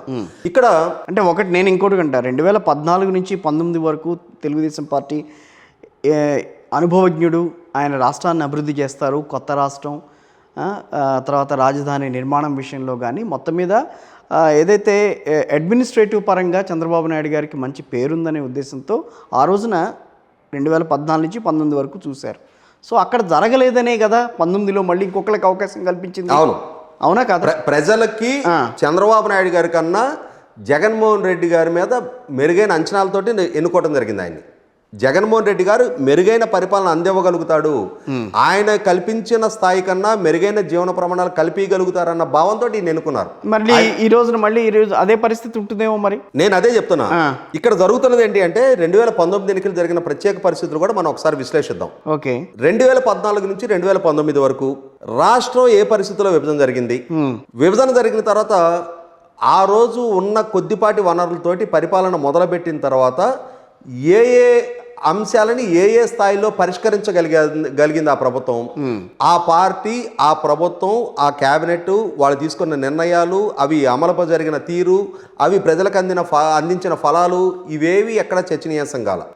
100% 2019 ఎన్నికలు అనేది చంద్రబాబు నాయుడు గారి ప్రభుత్వ పనితీరు ప్రాతిపదికగానో, ఆయన సాధించిన విజయాల ప్రాతిపదికగానో, ఆయన సాధించిన అపజయాల ప్రాతిపదిక అసలు చర్చనీయాంశమే కాల. ఆ ఎన్నికలు జరిగిన తీరు ఒక్కసారి గమనించుకుంటే నేను ఇందాకే చెప్పినట్టుగా ఒక వ్యూహాత్మకంగా జగన్మోహన్ రెడ్డి గారు ఏర్పాటు చేసుకున్న వ్యూహకర్తలతోటి, ఆయన సోషల్ మీడియాతోటి ప్రజల మనసుని తనకు అనుకూలంగా మౌల్డ్ చేసుకోగలిగారు. ఆయన ఎట్లా మౌల్డ్ చేసుకున్నారు? చంద్రబాబు నాయుడు గారు తన సామాజిక వర్గ ప్రయోజనాల కోసం పనిచేస్తున్నారు. చంద్రబాబు నాయుడు గారు ఏర్పాటు చేసిన రాజధాని ఆయన సామాజిక వర్గీయుల కోసం ప్రయోజనాల కోసం ఏర్పాటు చేసింది. అంటే అదే రాజధానిని అసెంబ్లీలో ఏకగ్రీవంగా మద్దతు తెలిపిన జగన్మోహన్ రెడ్డి గారు రాజధాని నిర్ణయం సాకారం అయిన తర్వాత అక్కడ అంటే జగన్మోహన్ రెడ్డి గారు ఆశించింది ఏంటి అంటే చంద్రబాబు నాయుడు గారి వల్ల ఇవన్నీ సాధ్యం కాదని అనుకున్న దగ్గర నుంచి ఇది సాధ్యమవుతుంది అని చెప్పిన భావన కలిగిన తర్వాత 2019 ఎన్నికలకి నాడు మీరు గమనించుకుంటే 37 మంది సీఎల్ని డిఎస్పీలుగా ప్రమోట్ చేస్తే అందులో 33 కమ్మ సామాజిక వర్గీయులే. తెలుగుదేశం పార్టీ సబ్మిట్ చేసిన పోలవరం ప్రాజెక్టుకు సంబంధించిన సెకండ్ డిపిఆర్లో 25,000 కోట్ల రూపాయల అవినీతి దాగుంది, ఈ డిపిఆర్ని మీరు ఆమోదించొద్దు అని కేంద్ర ప్రభుత్వానికి ఫిర్యాదులు చేశారు. పట్టిసీమ కాదు అది వట్టిసీమ అన్నారు. ఇట్లా మొదలుపెట్టి అంటే అగ్రిగోల్డ్ భూములు రాష్ట్ర వ్యాప్తంగా తెలుగుదేశం నాయకులు కొట్టేశారు, హాయ్లాండ్ లోకేష్ కొట్టేశాడు, సదావర్తి భూములు తెలుగుదేశం నాయకులు కొట్టేశారు, నారాసుర రక్త చరిత్ర వివేకానంద రెడ్డి గారి హత్యని, నా జీవితానికి నా ప్రాణాలకు ప్రమాదం కల్పించేందుకు కోడికత్తి ద్వారా హత్యాయత్నం చేశారు. వీటి చుట్టూ రాజకీయం నడిచింది తప్ప చంద్రబాబు నాయుడు గారి ప్రభుత్వం పరిపాలనా తీరు మీద ఎక్కడ అది అసలు చర్చనీయాంశం కాలేదని చర్చనీయాంశం చేయటంలో తెలుగుదేశం పార్టీ విఫలం చెందింది 100%. ఎందుకంటే ఆ రోజు జగన్మోహన్ రెడ్డి గారు వ్యూహాత్మకంగా చాలా మంది న్యూట్రల్ అంటే మనకి జస్టిస్ ఈశ్వరయ్య గారు లాంటి వాళ్ళు, లక్ష్మణ్ రెడ్డి లాంటి వాళ్ళు, నాగార్జున రెడ్డి లాంటి వాళ్ళు, ఆంజనేయ రెడ్డి లాంటి వాళ్ళు, రమణ దీక్షిత్ లాంటి వాళ్ళు చాలా వర్గాన్ని లక్ష్యంగా చేసుకొని వాళ్ళు సృష్టించిన అలజడి, వాళ్ళు చేసిన ప్రచారం ఆనాటి ప్రభుత్వం మీద ఉష్ అంటే రోకట పోట అన్నట్టుగా ప్రతి చిన్న అంశాన్ని మ్యాగ్నిఫై చేసి ప్రచారం కల్పించగలిగారు. ఆ స్థాయి ప్రచారాన్ని తిప్పికొట్టడంలో తెలుగుదేశం పార్టీ విఫలం చెందింది. వాస్తవ గణాంకాలని ప్రజలకు విడమర్చి చెప్పడంలో కూడా విఫలం చెందింది అనేది వాస్తవం. తెలుగుదేశం పార్టీ ఏం ఆలోచించిందంటే మనం అభివృద్ధి ప్రణాళికలు రచిస్తున్నాం, శ్రీకాకుళం భవనపాడు పోర్టు దగ్గర నుంచి హిందూపూర్లో customs and central excise training institute దాకా మనం అభివృద్ధి చేస్తున్నాం, మనం సంస్థను నెలకొల్పుతున్నాం, మనం సంపద సృష్టిస్తున్నాం, మనం భవిష్యత్తు తరాలకు ఒక హోప్ క్రియేట్ చేస్తున్నాం. ఇటువంటి ఎక్స్పెక్టేషన్స్లో చంద్రబాబు నాయుడు గారు ఉన్నారు. కానీ వీటిని ప్రజల పరిగణలోకి తీసుకోవాలా. చంద్రబాబు నాయుడు గారి మీద జరిగిన నెగిటివ్ ప్రచారం, తెలుగుదేశం పార్టీ మీద ఆ ప్రభుత్వం మీద చేసిన నెగిటివ్ ప్రచారం చాలా విస్తృతంగా ప్రజలకు చొచ్చుకెళ్లే విధంగా జగన్ ఎట్లా చెప్తాం. ఇప్పుడు స్కిల్ స్కామ్ ఒకటి బయటకు వచ్చింది, ఔటర్ రింగ్ రోడ్డు బయటకు వచ్చింది. సో ఇంకా నా దాదాపు ప్రస్తావించారు కదా స్కిల్ గురించి. స్కిల్లో స్కామ్ జరిగింది అని చెప్పని జగన్మోహన్ రెడ్డి గారు ఆరోపిస్తున్నారు. స్కిల్లో స్కామ్ జరిగిందా అంటే మనీ ట్రయల్ జరిగిందా? రుజువులు ఈ రోజు దాకా సెప్టెంబర్ 9వ తారీఖులో చంద్రబాబు నాయుడు గారిని అరెస్ట్ చేశారు. ఇవాళ మనం మార్చి 5వ తారీఖులో ఉన్నాం. ఇప్పటికీ దర్యాప్తు జరుగుతోంది అని అంటున్నారు కదా, దర్యాప్తు ఇంకా అంటే 5 సంవత్సరాలు మీ చేతిలో అధికారం ఉంది, వ్యవస్థలు మీ చేతిలో ఉన్నాయి కదా, బయటకు వచ్చింది వాళ్ళు తీసుకొచ్చింది. మొన్నటిదాకా నిద్రపోతున్నారా? ఇప్పుడు స్కిల్ డెవలప్మెంట్ 2019కి ముందు చంద్రబాబు నాయుడు గారి ప్రభుత్వ హయాంలో అది ఇంప్లిమెంట్ అయింది. మీ ప్రభుత్వం అధికారంలోకి వచ్చిన తర్వాత 2019-20 సంవత్సరానికి సంబంధించి బెస్ట్ స్కిల్డ్ యూత్ అవార్డు మీ ప్రభుత్వానికి వచ్చిందా రాలేదా? అంటే స్కిల్ డెవలప్మెంట్ కార్పొరేషన్ ఏర్పాటు కాకుండానే 60 ట్రైనింగ్ సెంటర్ 46 ట్రైనింగ్ సెంటర్లు ఎస్టాబ్లిష్ అవ్వకుండానే అక్కడ వేల కోట్ల రూపాయల ఎక్విప్మెంట్ ఇన్స్టాల్ అవ్వకుండానే మీరు అన్ని తప్పుడు ఆరోపణలు కదా. మీరు ఏం చెప్తున్నారు? 90% క్యాష్ కాంపోనెంట్ ఇన్స్టాల్ చేస్తానని చెప్పని తీసుకుని అంటే వాళ్ళ అగ్రిమెంట్లో ఉందా? వాళ్ళ అగ్రిమెంట్లో అంటే కైండ్ ఇన్వెస్ట్మెంట్ అని చెప్పని ఉంది. వాస్తవాలను వక్రీకరించి రాజకీయంగా చంద్రబాబు నాయుడు గారిని అంటే మీకు మీద కేసులు ఆరోపణలు ఉన్నాయి కాబట్టి మీకు తోడు ఆయన మీద కూడా అవినీతి చరిత్ర ఉంది, ఆయన కూడా నేరారోపణలు ఎదుర్కొంటున్నారు, ఆయన కూడా జైలు జీవిత చరిత్ర ఉంది అని చెప్పని ఈ కేసులు నమోదు చేయడం తప్ప ఇవాళ ఇన్నర్ రింగ్ రోడ్డుకి వ్యవహారం ఉంది. Inner ring road land acquisition అయిందా? అవ్వలేదు. ల్యాండ్ అక్విజిషనే కాని దాంట్లో అంటే ల్యాండ్ అక్విజిషన్ జరగలేదు, రోడ్డు ఫార్మేషన్ జరగలేదు, దాంట్లో వేల కోట్ల రూపాయల అవినీతి జరిగిందని చెప్పిన ఎట్లా ఆరోపణ చేస్తారు? ఇవాళ అమరావతి వ్యవహారం అమరావతిలో ఏమి నిగ్గు తేల్చగలిగారు? 2019 నుంచి ఇవాళ ప్రభుత్వంలో మీరు అధికారంలో ఉన్నారు. ఇన్సైడర్ ట్రేడింగ్ అన్నారు. ఇన్సైడర్ ట్రేడింగ్ జరిగింది అనాలి అని అంటే ప్రభుత్వ పాలసీ డెసిషన్ లీక్ చేసుకొని దాని ద్వారా లబ్ధి పొందాలి. మీరు ఇవాళ ఎన్వి రమణ గారిని, దమ్మలపాటి శ్రీనివాస్ గారిని వాళ్ళ మీద నమోదు చేసే ప్రయత్నం చేశారు. వాళ్ళు భూములు కొనది ఎప్పుడు? ప్రభుత్వ పాలసీ డెసిషన్ కన్నా ముందు భూములు తీసుకున్నారు వాళ్ళు. అంటే ఆ ప్రాంతంలో భూములు కొనుగోలు అమ్మకాలు ఎప్పుడు జరగలేదా? పోనీ ప్రభుత్వ పాలసీ డెసిషన్ జరిగిన తర్వాత ఎక్కడైనా చూసుకోండి, వాళ్ళ మన హైదరాబాద్ ఔటర్ రింగ్ రోడ్ ఉంది, అక్కడ ఒక ఔటర్ రింగ్ రోడ్డు ఫామ్ అవుతుంది అని అలైన్మెంట్ బయటకు వచ్చిన తర్వాత చేతిలో డబ్బులు ఉన్న వాళ్ళు ఎవరైనా కొనుక్కుంటారు. కానీ ఒకే సామాజిక వర్గం వాళ్ళు కొన్నారనే కదా ఇక్కడ. అంటే ఇక్కడ ఆ సామాజిక వర్గాలను నిషేధించారా? ఆ సామాజిక వర్గాలు పెట్టుబడులు పెట్టకూడదు చెప్పి అమరావతిని పెట్టకూడదు అని చెప్పి నిషేధించారా? లేదు, అదే కాదు. రాజధాని రాష్ట్రానికి ఉండాల్సిన రాజధాని ఆ ప్రాంతంలోనే ఎందుకు శ్రీకృష్ణ కమిషన్ వద్దనన్నా కూడా దాన్నే ఎందుకు అక్కడ పెట్టారు అనేది కదా ఇక్కడ. శివరామకృష్ణన్ కమిషన్ అపాయింట్ చేసినప్పుడు ఫైనల్ డెసిషన్ మేకరు రాష్ట్ర ప్రభుత్వం. అవును, అది Sivaramakrishnan commission just recommending agency. Sivaramakrishnan commission recommendations follow అవ్వాల్సిన నెసెసిటీ లేదు. రాష్ట్ర ప్రభుత్వానికి ఒక విచక్షణ ఉంటుంది. శివరామకృష్ణన్ కన్నా అనుభవజ్ఞులైన విఘ్నత ప్రదర్శించగలిగిన పరిణతి ఆ పాలకులకు ఉంటుంది. శివరామకృష్ణన్ కమిషన్ ఎక్కడో సజెస్ట్ చేసిన మాత్రాన దాన్ని ఫాలో అవ్వాల్సిన నెసెసిటీ లేదు. దొనకొండ అన్నారు, ఆ తర్వాత సరే ఓకే ఎవరన్నారు? శివరామకృష్ణ కమిషన్ వద్దనంది, ఓకే మీరు వద్దని అన్నారు. శివరామకృష్ణ కమిషన్ దొనకొండ కావాలని అంది, మీరేమన్నారు నూజివీడు కావాలని అన్నారు. ఆ తర్వాత మళ్ళీ అమరావతికి వచ్చారు. అటవీ భూములు ఉన్నాయి, నూజివీడు కావాలి అని చెప్పని ప్రభుత్వం అధికారికంగా పాలసీ డెసిషన్ తీసుకుందా? పాలసీ డెసిషన్ తీసుకోకపోవచ్చు, ఇవన్నీ కూడా స్పెక్యులేషన్స్, బయట జరిగిన ప్రచారాలు, పుకార్లు, ఇవన్నీ కూడా. ప్రభుత్వం అధికారికంగా పాలసీ డెసిషన్ తీసుకున్నది అసెంబ్లీలో పెట్టిన బిల్లుని జగన్మోహన్ రెడ్డి గారు ఏకగ్రీవంగా మద్దతు ఇచ్చారా లేదా? ఇచ్చారు. ఆ రోజు ప్రతిపాదించింది ఏంటి? ఎందుకు అక్కడ ప్రతిపాదించారు? అమరావతి రాజధానికి ఒప్పుకుంటున్నాం అని చెప్పి వైఎస్ఆర్ కాంగ్రెస్ పార్టీ కూడా ఒప్పుకుంది. ఇవాళ చెప్తున్నా, ఇందాక నేను చెప్పింది అదే. సామాజిక వర్గం అని చెప్పని చేస్తున్న ఆరోపణలకి బహిరంగంగా సవాల్ చేస్తున్నా నేను. అక్కడ సామాజిక వర్గాల స్టాటిస్టిక్స్ మొత్తం ఉన్నాయి. ఏ సామాజిక వర్గం ఎంత ఉంది, ఏ సామాజిక వర్గానికి సంబంధించిన భూములు ఎక్కువగా పోలింగ్ లో ఇచ్చారు. ఇవాళ అక్కడ ఉన్న డెమోగ్రఫికల్ ప్రపోర్షన్ ఒకసారి లెక్క చేసి చూసుకుంటే ఆ 29 గ్రామాల పరిధిలోనే కాదు, అసలు 2 జిల్లాల్లో కూడా జగన్మోహన్ రెడ్డి గారు చెప్తున్న చంద్రబాబు నాయుడు గారు సామాజిక వర్గాలు ఏ గ్రామంలో చూసుకున్నా, నా గ్రామంతో కూడా చెప్తున్నా నేను, ఒకరోజు 1000 మంది జనాభా ఉంటే వాళ్ళు 300 మంది ఉన్నారు. యంగర్ జనరేషనే లేరు, మొత్తం ముసలాళ్ళు మిగిలిపోయి ఉన్నారు అక్కడ. ఇవాళ అక్కడ వ్యాపారాలు చేసో అక్కడ లబ్ధి పొందే స్టేజ్లో యువత ఎవరు లేరు అక్కడ. అంతా మైగ్రేట్ అయిపోయి ఉన్నారు, నగరాల్లో ఉన్నారు, విదేశాల్లో ఉన్నారు. కాబట్టి అదే నిశ్చిత ప్రాంతమా? ఎందుకు అక్కడ పెట్టారు? ఎందుకంత కాన్సన్ట్రేషన్ అమరావతి మీద పడింది ఆ రోజున? రాష్ట్రానికి ఒక రాజధాని నిర్మాణం జరిగి తీరాలి అంటే 60 సంవత్సరాల 70 సంవత్సరాల తర్వాత కూడా వలసల మీద ఆధారపడి ఉందామా?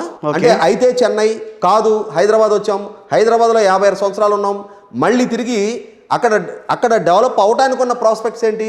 మీరు నేషనల్ హైవే నెంబర్ 5కి దగ్గరగా ఉన్నాం, మెయిన్ రైల్వే లైన్కి దగ్గరగా ఉన్నాం, మచిలీపట్నంలో రాబోతున్న పోర్టుకి దగ్గరగా ఉంటున్నాం, Yes. ఎయిర్పోర్ట్కి దగ్గరగా ఉన్నాం. అటు 6 జిల్లాలు, ఇటు 6 జిల్లాలు, సెంట్రల్ ప్లేస్ అది, కృష్ణా నది పరివాహక ప్రాంతం. Yes. కావాల్సినంత పవర్ జనరేషన్ ఇవ్వగలిగిన VTPS పక్కనే ఉంది అక్కడ. నార్ల ఇప్పుడు పేరు మారింది, విజయవాడ థర్మల్ పవర్ స్టేషన్ ఇప్పుడు నార్ల తాతారావు పవర్ స్టేషన్ గా మారింది. అంటే 3000 మెగావాట్ల పవర్ అంతా ఇవ్వగలిగిన పవర్ స్టేషన్ దగ్గరగా ఉంది. 2 ఆల్రెడీ ఎగ్జిస్టింగ్ సోషల్ లైఫ్ ఉన్న నగరాలకు మధ్యలో ఉంది. ఇవాళ దొనకొండలో ఏర్పాటు చేస్తాం. ఇవాళ హైదరాబాద్ నుంచి అక్కడికి వలస రావడానికి, విజయవాడ గుంటూరు రావడానికి ఉద్యోగులు ఎంత హెసిటేట్ చేశారు? వాళ్ళకి 2 HRL ఇవ్వాల్సి వచ్చింది. దొనకొండకి రావడానికి సాధ్యపడేదా? లేదు. అటువంటి పరిస్థితిలో విజయవాడలోనో గుంటూరులోనో స్థిర నివాసం అంటే వాళ్ళు తాత్కాలిక నివాసాలు ఏర్పాటు చేసుకొని సెక్రటేరియట్కి రావడానికి ఆస్కారం ఉండేది. ఇటువంటి అంటే ఎగ్జిస్టింగ్ సోషల్ లైఫ్ ఉన్న ప్రాంతం. మనం హైదరాబాద్లో గమనించాం 95కు ముందు 98 తర్వాత హైదరాబాద్ని ఇక్కడ వేగంగా సంభవించిన పరిణామాలను గమనించాం. ఇటువంటి పరిస్థితుల్లో సంపద సృష్టి కారకమైన, ఉపాధి కల్పనకు ఆస్కారం ఉన్న, భవిష్యత్తు తరాలైనా సరే వలసలు వెళ్ళడానికి ఆస్కారం లేని ఒక సమగ్ర నగర నిర్మాణం జరగాల్సిన అవసరం ఉంది. విద్యా వైద్యం ఉపాధికి శాశ్వతంగా పక్క రాష్ట్రాల మీద ఆధారపడి ఉండాలని ఏ రాజ్యాంగంలో రాసింది? లేదు. ఏ పాలకుడు కోరుకుంటా ఉన్నాడు? శాశ్వతంగా విద్యా వైద్య ఉపాధికి పక్క రాష్ట్రాల మీద ఆధారపడి ఉండాలా? లేదు. ఇటువంటి పరిస్థితిలో ఒక సమగ్ర రాజధాని నిర్మాణం జరగాలి. అదే సందర్భంలో 13 జిల్లాల అభివృద్ధి కూడా జరిగి తీరాల్సిన అవసరం ఉంది. 100కి 100 పాళ్ళు చంద్రబాబు నాయుడు గారి ప్రభుత్వ హయాంలోనే ఇండస్ట్రియలైజేషన్ మొత్తం రాయలసీమ ప్రాంతంలో జరిగింది. ఎడ్యుకేషన్ ఇన్స్టిట్యూషన్స్ IIM విశాఖపట్నంలో ఏర్పాటు చేస్తే IIT తిరుపతిలో ఏర్పాటు చేశారు. ఎయిమ్స్ ఒక్కటి మాత్రమే అమరావతి ప్రాంతంలో ఏర్పాటు చేసింది. అమరావతిలో అక్కడ నగర నిర్మాణాన్ని కాన్సెప్ట్లైజ్ చేశారు.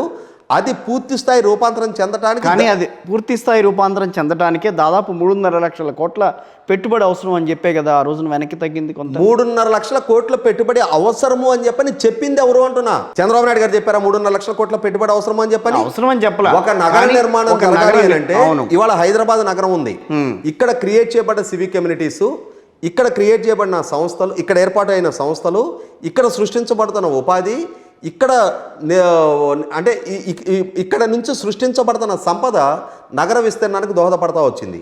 అదేవిధంగా అక్కడ బేసిక్ సివిక్ కమ్యూనిటీస్ ప్రొవైడ్ చేసి, అక్కడ సంస్థలు గ్రౌండింగ్ అవడానికి ప్రాపర్ లాబింగ్ చేసి, ఆ ప్రాపర్ యాంబియన్స్ అక్కడ క్రియేట్ చేసి, అక్కడ కొన్ని సంస్థలు గ్రౌండింగ్ అవటం మొదలు పెడితే ఏం చేశారు చంద్రబాబు నాయుడు గారు? 2015లో భూమి సమీకరణ మొదలుపెట్టారు. 2014 సెప్టెంబర్ నాటికి నిర్ణయం తీసుకున్నారు. 2015 నాటికి భూ సమీకరణ మాస్టర్ ప్లాన్ పూర్తయిపోయింది.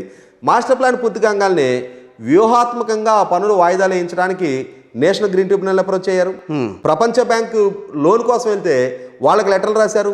తర్వాత అక్కడ సింగపూర్ కన్సార్టియం వాళ్ళకి సీడ్ క్యాపిటల్ డెవలప్మెంట్ కోసం 1600 ఎకరాలు కేటాయిస్తే అక్కడే తేడా వచ్చింది. సీడ్ క్యాపిటల్ ఏంటి, మామూలుగా అసలు ఏంటి, అసలు ఆ వ్యవహారం ఏంటనేదే కదా. అంటే అవగాహన లేక మాట్లాడుకోవటమే కానీ seed capital in the sense ఒక 1600 ఎకరాల్లో ఎట్లయితే ఇప్పుడు హైదరాబాద్లో ఫైనాన్షియల్ డిస్ట్రిక్ట్ ఉందో అదే విధంగా ప్రపంచవ్యాప్తంగా ఉన్న వివిధ కార్యాలయాలని అక్కడ ఏర్పాటు చేయించే లక్ష్యంతో వాళ్ళ కేటాయింపులు చేయడం జరిగింది. అంటే సింగపూర్కు ఉన్న ఎక్స్పర్టైజ్ని వాడుకొని వాళ్ళ ద్వారా వాళ్ళకి కూడా ఎకరానికి 4 కోట్లతో బిగినయ్యి 10 కోట్ల వరకు వాళ్ళు ప్రభుత్వానికి రెవెన్యూ పే చేయాలి.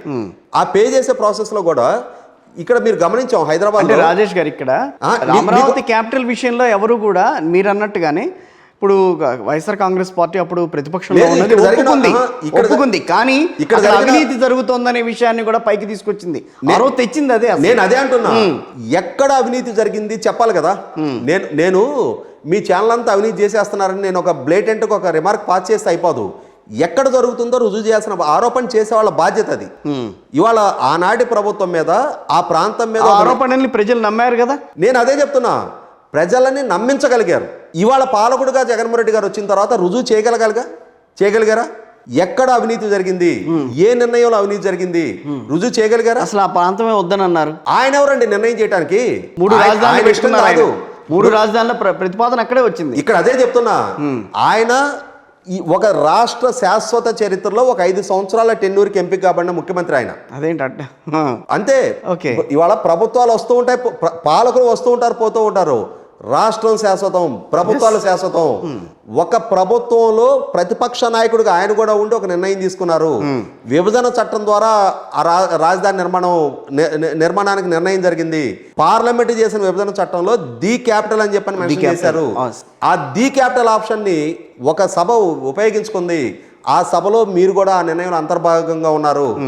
ఆ రోజు ఏకీకృతంగా నిర్ణయం తెలిపి అధికార పక్షం ప్రతిపక్షం ఏకీకృతంగా నిర్ణయం తెలిపిన తర్వాత ప్రభుత్వ అప్పీల్ని మన్నించి రైతుల ముందుకు వచ్చి భూములు ఇచ్చిన తర్వాత ఒక మాస్టర్ ప్లాన్ డిజైన్ చేసి ఈ మాస్టర్ ప్లాన్ ప్రాతిపదికగా మీరు మాకు గనక ఉచితంగా భూములు ఇస్తే మీకు రాబోయే ఇన్ని సంవత్సరాలు ఈ విధమైన సంపద సృష్టి కల్పిస్తాం, మేము ఈ విధమైన డెవలప్మెంట్ ఇక్కడ ఏర్పాటు చేస్తాము అని చెప్పని వాళ్ళకి వాగ్దానం చేసి వాళ్ళ దగ్గర కేవలం వార్షిక కౌలు ప్రాతిపదికగా భూములు తీసుకొని వాళ్ళ భూములకి వాళ్ళకి చేసిన ఒప్పందాలకి విలువ లేదు అని చెప్పని పాలకులు మారిన తర్వాత మేము 3 రాజధానులు ఏర్పాటు చేస్తాం, 5 రాజధానులు ఏర్పాటు చేస్తామని అంటే అది బ్రీచ్ ఆఫ్ ప్రామిస్ అవుతుంది. ఇప్పుడు ఏపీ ఎన్నికల తర్వాత, ఇప్పుడు జరగబోయే ఎన్నికల తర్వాత విశాఖ క్యాపిటల్ అని చెప్పారు. మరి దాన్ని ఎంతవరకు మరి ప్రజలు విశ్వసిస్తారు కదా ఈ రోజున? ఇప్పుడు ఒక ప్రాంతం ఉంది సార్, చాలా వెనుకబడిన ప్రాంతం అని అనుకుందాం. లేదు, అక్కడంతా కూడా పంట పొలాలు 3 పంటలు పండుతాయి, ఆ ప్రాంతాన్ని తీసుకున్నాం, మేము అభివృద్ధి చేస్తామని అన్నారు. సో అభివృద్ధి చేశారా చేయలేదా అనేది అక్కడ బిల్డింగులు చూస్తే తెలుస్తుంది. ఈరోజు ఆ కట్టడాలను వాడుకుంటున్న వాళ్ళు దాన్ని బట్టి తెలుస్తుంది. సో ఇప్పటి వరకు దాన్ని ఓకే అంతవరకు డెవలప్ చేసాం, కానీ ఒక ప్లేస్ ఉంది, ఆ ప్లేస్లోకి వెళ్ళి మేము దాన్ని ప్రకటించాం, ఎందుకంటే ఆల్రెడీ వెల్ ఎస్టాబ్లిష్డ్ ప్లేస్ అది. సో అలా అన్నప్పుడు కూడా టీడీపీ ఎందుకు వ్యతిరేకిస్తోంది? వైజాగ్ని రాజధాని అన్న విషయాన్ని కూడా ఎందుకు వ్యతిరేకిస్తున్నారు? పోనీ అమరావతి రాజధాని మనం చేయగలిగామా? చేయలేదు, దానికి ఎంత పెట్టుబడి పెట్టాల్సి వస్తుంది. సో దాన్ని ఇప్పుడు డెవలప్ చేయడం అనేది కష్టమే అని అనుకున్నప్పుడు వైజాగ్ రాజధాని అన్నారు. ఒక అసమర్థ పాలకుడు అనుకుంటే ఒక వంచనకారుడు.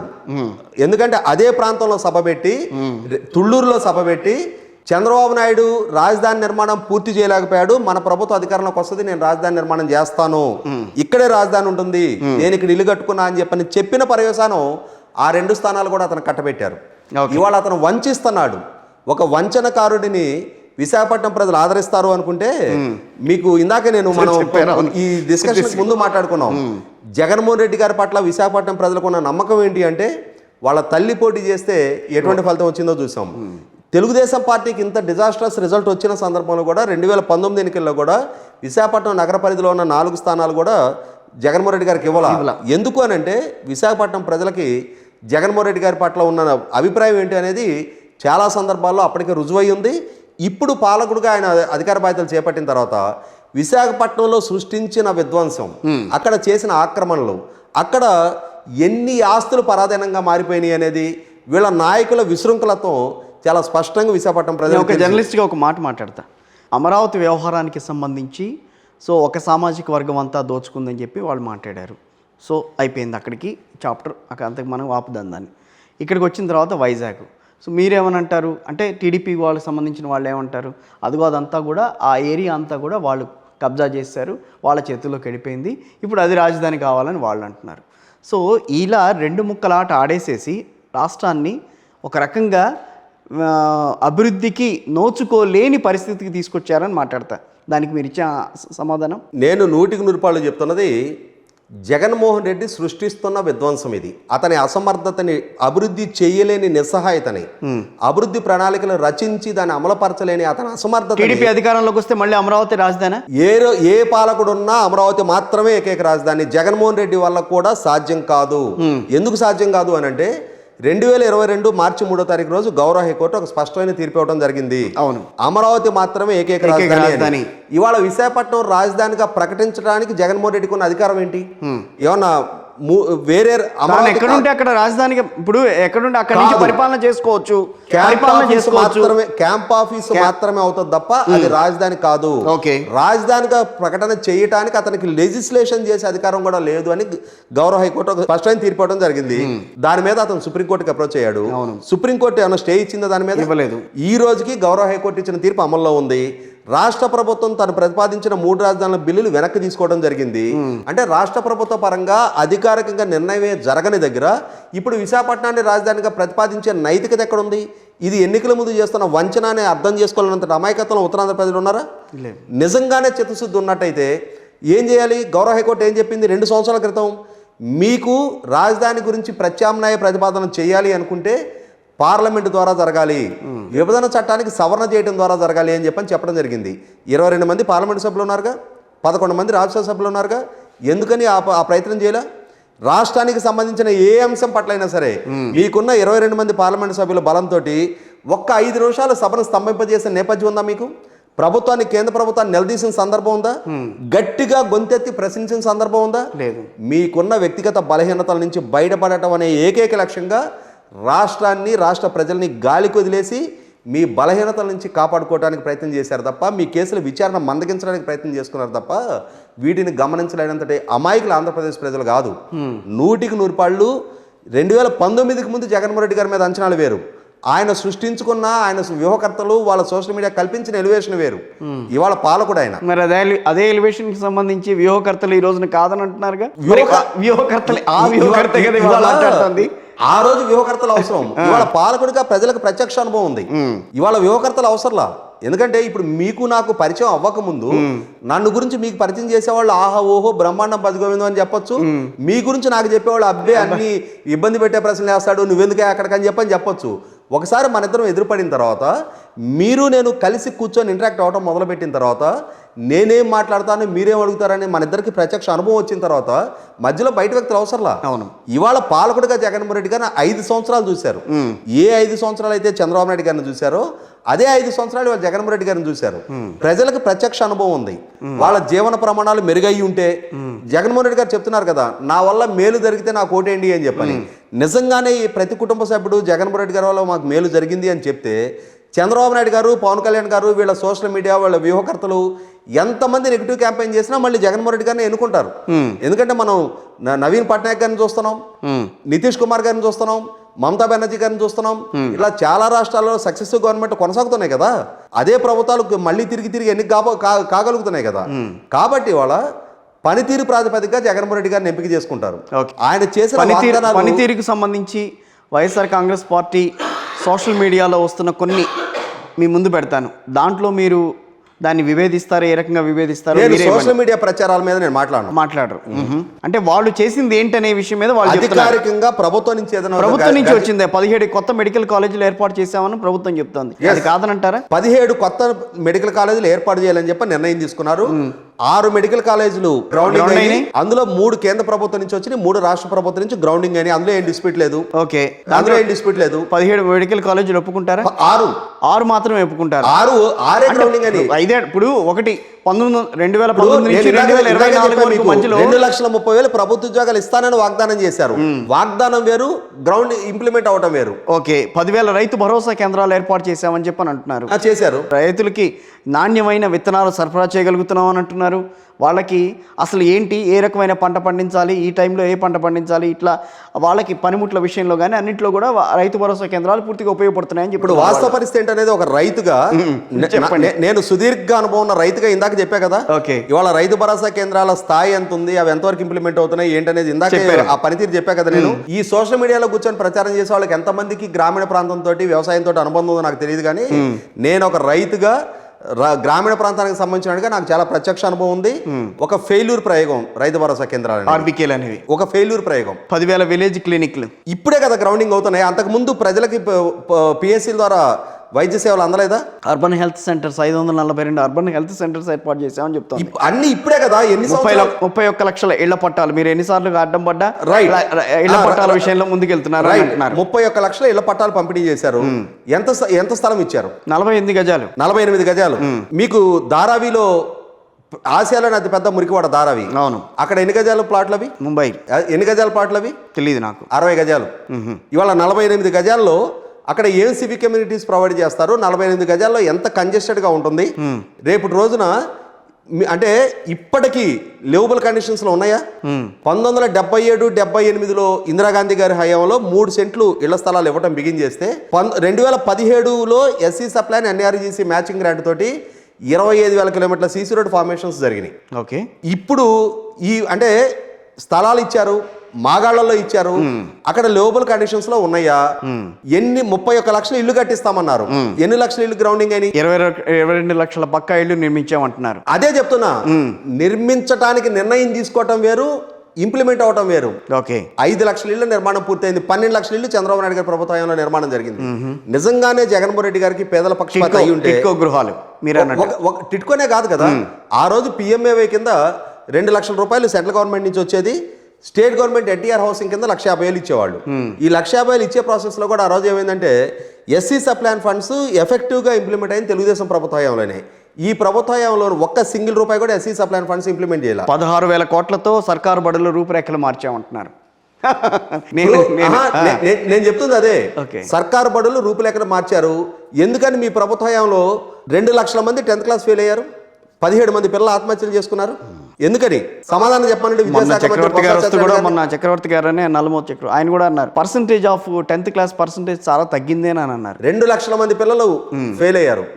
ఫెయిల్ అవుటే కదా 17 మంది పిల్లలు ఆత్మహత్య చేసుకున్నారు కదా. ఓకే, ఎందుకు జరిగింది అటువంటి విపత్కర పరిస్థితులు? ఇవాళ ఏ గ్రామానికైనా వెళ్దాం, 1, 2 తరగతుల ప్రైమరీలో 3, 4, 5 తరగతులు హై స్కూల్లో మెర్జ్ చేశారు. ఈ హై స్కూల్లో మెర్జ్ చేసిన పర్యవసానం ఏమైంది? మీరు నాడు నేడు పేరిట కొత్త బిల్డింగ్లు ఏమైనా కట్టారా? 16,000 కోట్ల రూపాయలతో స్కూల్లో రూపురేఖలు మార్చాను అంటున్నారు. కొత్త స్కూళ్ళు ఏమైనా ఏర్పాటు చేశారా? కొత్త స్కూల్ కాదు, ఉన్న స్కూల్స్ నే వాటిని మోడిఫై చేయటం. ఆ స్కూల్ విధానం ఎప్పుడు వచ్చింది? చంద్రబాబు నాయుడు గారు ఉమ్మడి రాష్ట్ర ముఖ్యమంత్రిగా ఉన్నప్పుడే ఆయన తీసుకొచ్చిన ఒక వినూత్న పాలసీ ఏంటి అంటే, ప్రతి కిలోమీటర్కి ఒక ఎలిమెంటరీ స్కూల్ ఉండాలి, ప్రతి 5 కిలోమీటర్లకు ఒక హై స్కూల్ ఉండాలి, ప్రతి మండలానికి ఒక జూనియర్ కాలేజ్ ఉండాలి. సాధ్యం అయినాయి కదా. ఇవాళ ఉన్న విద్యా వ్యవస్థలో ఏర్పాటైన స్కూల్స్ అన్ని కూడా చంద్రబాబు నాయుడు గారు ఇనిషియేట్ చేశారు. తర్వాత వచ్చిన సక్సెసివ్ గవర్నమెంట్లు అన్ని కూడా కొనసాగించినాయి అదే విధానాన్ని. అదే స్కూల్ బిల్డింగ్లకి రంగులేసి ఫర్నిచర్ మార్చారు. దాని మాటను జరిగిన దోపిడీ ఏంటనేది గ్రామీణ ప్రాంతంలో ఉన్న మాకు తెలుసు. అంటే అక్కడ అయిన ఖర్చు ఎంత, ఆఖరికి విద్యా కానుక పేరు మీద అంటే అవి చూసాం కదా, ఆ బ్యాగులు ఎట్లా చిరిగిపోతున్నాయి, బెల్ట్లు ఎట్లా అయినాయి అనేది కూడా. కొన్ని వేల సైకిళ్ళు, ల్యాప్టాప్లు ఇచ్చారు, అది కూడా తప్పేనా? ట్యాబ్లు ఇచ్చారు. ఆ మారే ప్రాసెస్ లో టెక్నాలజీ అప్డేట్ అవుతా ఉంది. చంద్రబాబు నాయుడు గారి ప్రభుత్వ హయాంలో డిజిటల్ క్లాస్ రూమ్ వ్యవస్థ బిగిన్ చేశారు. దాన్ని ఇంకొంచెం ఎక్స్టెండ్ చేస్తే ఇప్పుడు ట్యాబ్లు ఇచ్చారు వీళ్ళు. ఈ ట్యాబ్లు ఇచ్చే అభివృద్ధి అనేది జరిగినట్టే కదండి. అది చేసిన తర్వాత ఇది జరుగుతుందనంటే అభివృద్ధి జరుగుతుందనంటే కదా. నేను అది దాని ఒక్కటి ప్రాతిపదికగా నిర్ణయాలు జరగవు. ప్రజల జీవన ప్రమాణాలు మొట్టమొదటిగా ఇవాళ పక్క రాష్ట్రం కన్నా 10 రూపాయలు అధికంగా పెట్రోల్ డీజిల్ అమ్ముతా ఉన్నారు.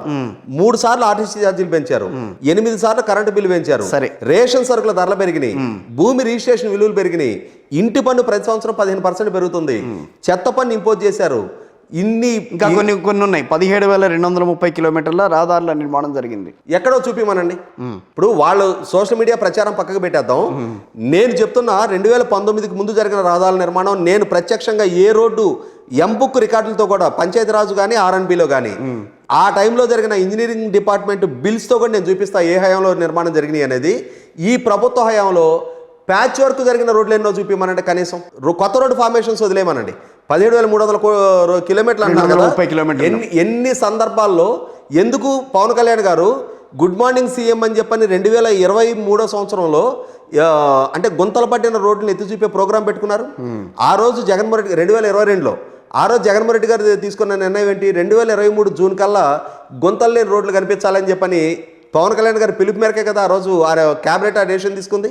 ఇంప్లిమెంట్ అయింది. అది నిజంగానే రోడ్డు ఫార్మేషన్ జరుగుంటే ఎందుకని జనసేన పార్టీ అంత ఉధృతంగా ఉద్యమాన్ని టేకప్ చేసింది? ఇంటి వద్దే సేవల కోసం 2.5 లక్షల మంది వాలంటీర్ వ్యవస్థ తీసుకురావటం వల్ల జగన్మోహన్ రెడ్డి గారు ఏం చెప్తున్నారు? మా పార్టీ సైనికులు అని చెప్తున్నారు. మీ పార్టీ సేవ చేయించుకోవడానికి 9,750 కోట్ల రూపాయల ప్రజాధనం ఖర్చు పెట్టాల్సిన అవసరం లేదు. మీకు మీ పార్టీకి సేవకులుగా ఉండాలి అనుకుంటే వాళ్ళని మీ పార్టీ నుంచి ఫండ్స్ నుంచి కట్టుకోండి, లేదు మీకున్న వ్యాపార సంస్థల నుంచి కట్టుకోండి. ఇవాళ 2,60,000 మంది వాలంటీర్లు, ఒక్కొక్కరికి 5,000 రూపాయలు, 130 కోట్ల రూపాయలు, సంవత్సరానికి 1,520 కోట్ల రూపాయలు ఖర్చు అవుతా ఉంది. అవును, 1,560 కోట్లు వాళ్ళు పెట్టారు. అది వాళ్ళ మేనిఫెస్టోలో ఏ పాలన అందిస్తున్నారు మీరు? ఇంటి వద్దకే పరిపాలన. ఒక్క సామాజిక పెన్షన్లు తప్పిస్తే వాలంటీరు ఇంటికి వెళ్ళి ఇచ్చే సర్వీస్ ఏంటి? ఇంకా సామాజిక పెన్షన్ ఒకటే. అంతకుముందు సామాజిక పెన్షన్లు సక్రమంగా అందరికి అందుబాటులోకి రాలేదనే కదా వాళ్ళు కూడా ఎవరికి అందంది. ఏ సామాజిక ఇవాళ పెన్షన్ వ్యవస్థలో ఉన్న లోపాలు ఈరోజు నేను చెప్తా మీకు. చంద్రబాబు నాయుడు గారి ప్రభుత్వ హయాంలో ఈ నెల మీరు పెన్షన్ తీసుకోవాలా, మీ పెన్షన్ రద్దు కాదు, మీ డబ్బులు రద్దు కావు. వచ్చే నెల తీసుకోవచ్చు, వచ్చే నెల కూడా తీసుకోవాలా. 3వ నెల వరకు మీ పెన్షన్ లైవ్లో ఉంటుంది, మీ డబ్బులు లైవ్లో ఉంటాయి. జన్మభూమి కమిటీలకు సంబంధించిన వాళ్ళు చాలా ఇబ్బంది పెట్టారు. ఇది ముందు క్లారిటీ ఇవ్వనండి. ఇప్పుడు జగన్మోహన్ రెడ్డి గారి ప్రభుత్వంలో ఈ ఫస్ట్ కి మీరు పెన్షన్ తీసుకోకపోతే నెక్స్ట్ నెక్స్ట్ ఫస్ట్ కి మీ పెన్షన్ ఉంటుంది, కానీ మీ డబ్బులు క్యారీ ఫార్వర్డ్ అవ్వవు, డబ్బులు జప్తు అవుతున్నాయి. ఓకే. తర్వాత గతంలో పోర్టబిలిటీ ఫెసిలిటీ ఉండేది, అంటే పక్కన సమీప పట్టణాల్లో పిల్లల దగ్గర ఉంటుంటే అక్కడ తీసుకోవడానికి వెసులుబాటు ఉండేది. ఇవాళ ఏం జరుగుతుంది, హైదరాబాద్లో ఏ అనారోగ్య కారణాలతో పిల్లల దగ్గరకు వచ్చి ఉంటే ఆ పెన్షన్ టైంకి అంటే అక్కడ వచ్చేది ఇప్పుడు 3,000 పెన్షన్లో ఉన్న మాయ చాలా ఉంది చెప్తా నేను. ఆయన ఇందాక మీరు ప్రస్తావించారు కదా, 2014లో చంద్రబాబు నాయుడు గారు పదవి బాధ్యతలు చేపట్టే నాటికి 200 రూపాయల పెన్షన్. అవును. దాన్ని సింగిల్ స్ట్రోక్లో 400% హైక్ ఇచ్చి ఆయన 1000 రూపీస్ చేశారు. Never in the history of state, ఏ రాష్ట్ర చరిత్రలో ఏ ప్రభుత్వము ఏ పాలకుడు అంత హైక్ ఇవ్వాల. అప్పటికి అది ఎక్కువ, ఎప్పటికీ అదే ఎక్కువ. ఎలా అవుతుంది? 400%. అప్పుడు కందిపప్పు రేట్ ఎంత, ఇప్పుడు రేట్ ఎంత? ఇవన్నీ కాదు, అలా కాదు. నేను చెప్తున్నానండి. తీసుకుంటారు. నేను చెప్తున్నా, ఎన్టీ రామారావు గారు 30 రూపీస్ తో బిగిన్ చేస్తే అది 89. అది మీరు చెప్పేది 80.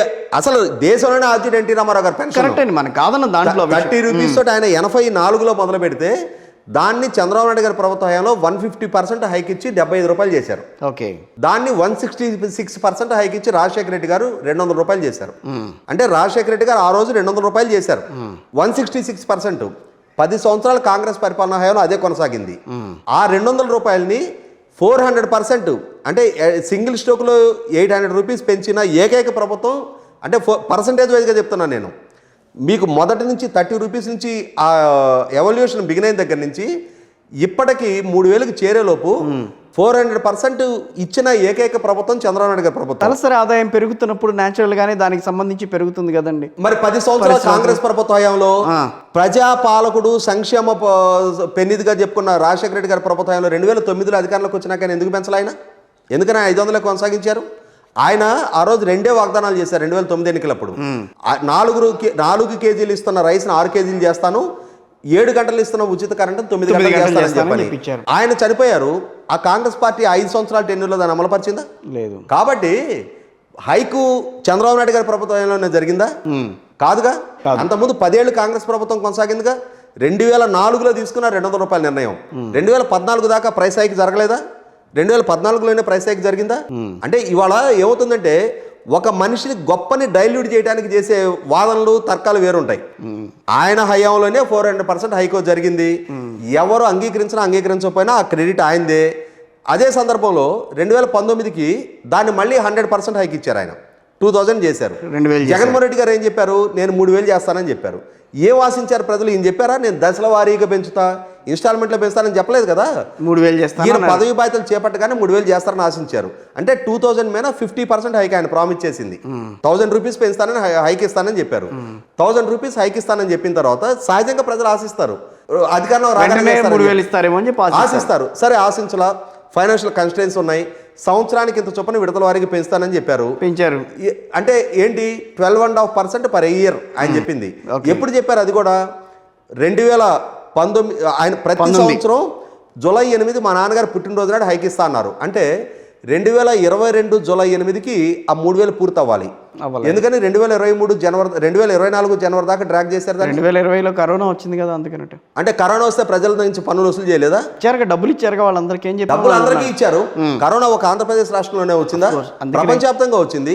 250గా వెసులుబాటు కల్పేసింది. కరోనా వచ్చింది కదా, ప్రజలకు ఆదాయ వనరులు కుంచుకుపోయినాయి కదా. 250 ప్రజలకు ఆదాయ వనరులు కుంచుకుపోయినాయి కదా. ప్రజల కష్టాలు ఎదుర్కొంటున్నారు కదా. ప్రభుత్వ సహకారం అప్పుడు కదా అందాల్సింది. దానికి ప్రత్యామ్నాయంగా మిగతా ఏవైతే ఇస్తున్నావు డీబీటీ ద్వారా అవి అందుతున్నాయి కదా వాళ్ళకని అన్నారు. డీబీటీ ద్వారా వృద్ధులకి ఏమందుతున్నాయి? డీబీటీ ద్వారా అందేది ఎవరికి అందుతున్నాయి? స్కూల్ గోయింగ్ ఏజ్ పేరెంట్స్ కి 13,000 అందుతున్నాయి. 45 సంవత్సరాలు పైబడిన వాళ్ళకి, 45 సంవత్సరాల నుంచి 60 సంవత్సరాల మధ్యలో ఉన్న వాళ్ళకి, మహిళలకి వైఎస్ఆర్ చేయూత అని చెప్పని 18,750 ఇస్తున్నారు. ఈ 18,750 కూడా దాని వెనక కూడా కథ మాట్లాడుకుందాం మనం. చెప్పా కదా నేను ప్రతి స్కీమ్ ని చెప్పగలుగుతాను. నేను రూట్ లెవెల్లో పనిచేస్తున్నాండి, గ్రామీణ ప్రాంతం నుంచి వచ్చినాండి, నేనేదో సోషల్ మీడియా నుంచి వచ్చినాను కాదు.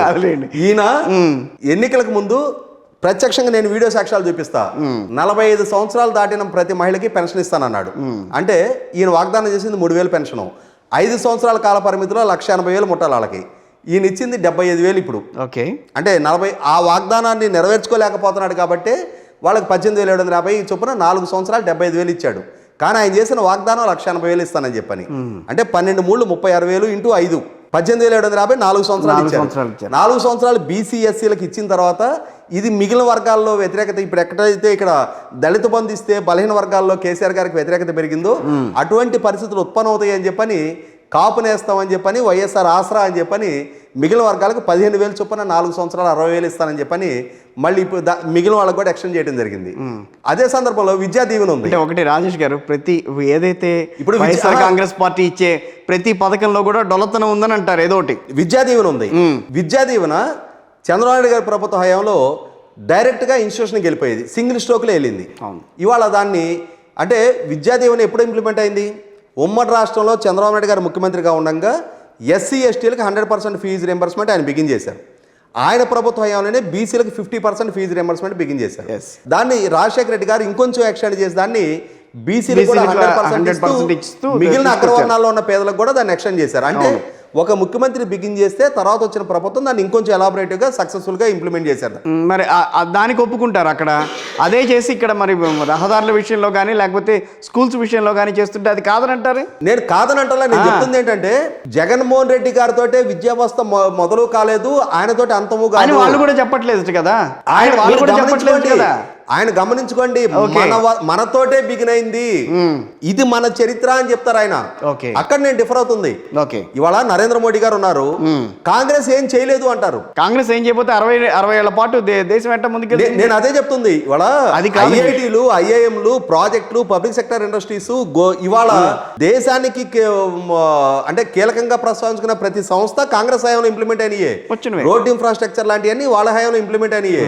కాకపోతే ఏమవుతుందంటే 1991 తర్వాత రిఫార్మ్స్ వచ్చిన తర్వాత, ఫైనాన్షియల్ రిఫార్మ్స్ వచ్చిన తర్వాత, సంపద సృష్టి, ఉపాధి అవకాశాలు పెరిగిన తర్వాత ప్రాస్పెక్ట్స్ పెరిగినాయి, ప్రభుత్వాలకి ఇన్కమ్ సోర్సెస్ పెరిగినాయి. అటువంటి సందర్భంలో సివిక్ కమ్యూనిటీస్ అదనంగా ప్రొవైడ్ చేయగలుగుతారు. స్వర్ణ చతుర్భుజి లాంటి ప్రాజెక్టులు తీసుకొచ్చారు. అంతేగాని ఇప్పుడు నరేంద్ర మోడీ గారు ఎట్లయితే 2014 నుంచే భారతదేశం ప్రపంచాన్ని చూస్తున్నట్టుగా ప్రచారం చేసుకుంటూ ఉంటారు, అదే విధంగా జగన్మోహన్ రెడ్డి గారు కూడా 2019 తర్వాతే సంక్షేమం అందుతున్నారు. ఇంకా జగన్మోహన్ రెడ్డి గారితోనే అనుకున్న మీరు నరేంద్ర మోడీ గారిని కూడా వదలట్లా మీరు. ఇప్పుడు నేను అనేది ఏంటంటే అతి ప్రచారం ఎవరు చేసినా ఆక్షేపణీయమే అది. ఇవాళ చంద్రబాబు నాయుడు గారి ప్రభుత్వ హయాంలో జరిగిన లోపాలు కూడా నేను 100 చెప్తాను. నేను ఇప్పుడు ఆయన పాలకుడు కాదు, ఆయన అధికారంలోకి వస్తే అందులో ఉన్న లోపాలు కూడా నేను ప్రస్తావించి చెప్పగలుగుతా. ఇవాళ పాలకుడు జగన్మోహన్ రెడ్డి గారు కాబట్టి ఆయన ఎన్నికలను ఎదుర్కోపోతున్నారు కాబట్టి ఖచ్చితంగా నేను ఇందాకే చెప్పా కదా, 2019 ముందు ఆయనకు సానుకూలించిన సందర్భాలు ఏంటో చెప్పాను. ఏ వర్గాలు ఆయన వెనక ఎందుకు నడిచారో చెప్పాను. ఇవాళ ఆ వర్గాల నమ్మకాన్ని నిలబెట్టుకోవాల్సిన బాధ్యత ఆయన మీద ఉంది. ఎందుకంటే ఇవాళ ఆయన మళ్ళీ ఎన్నికలకు వెళ్ళిపోతున్న సందర్భం. అది కాదు, మళ్ళీ ఎన్నికలు అంటున్నారు. మరి రేపు సచివాలయం ఏదో దాన్ని కూడా తాకట్టు పెట్టారని చెప్పి వార్తలు వస్తున్నాయి. నిజమేంటి దాంట్లో? ఇప్పుడు ఒకటి వాస్తవం అండి, ఇప్పుడు సచివాలయాన్ని తాకట్టు పెట్టారా లేదా అంటే సిఆర్డీఏ వాళ్ళు మేము పెట్టలేదని చెప్పి ప్రభుత్వం వైపు నుంచి పెట్టలేదని చెప్పి రకరకాల ప్రస్తావనలు జరుగుతూ ఉన్నాయి. కానీ ఒకటి వాస్తవం ఏంటి అంటే ఆంధ్రప్రదేశ్ ప్రభుత్వం ఫైనాన్షియల్ ఇండిసిప్లైన్ అనేది చాలా అధ్వానంగా ఉంది.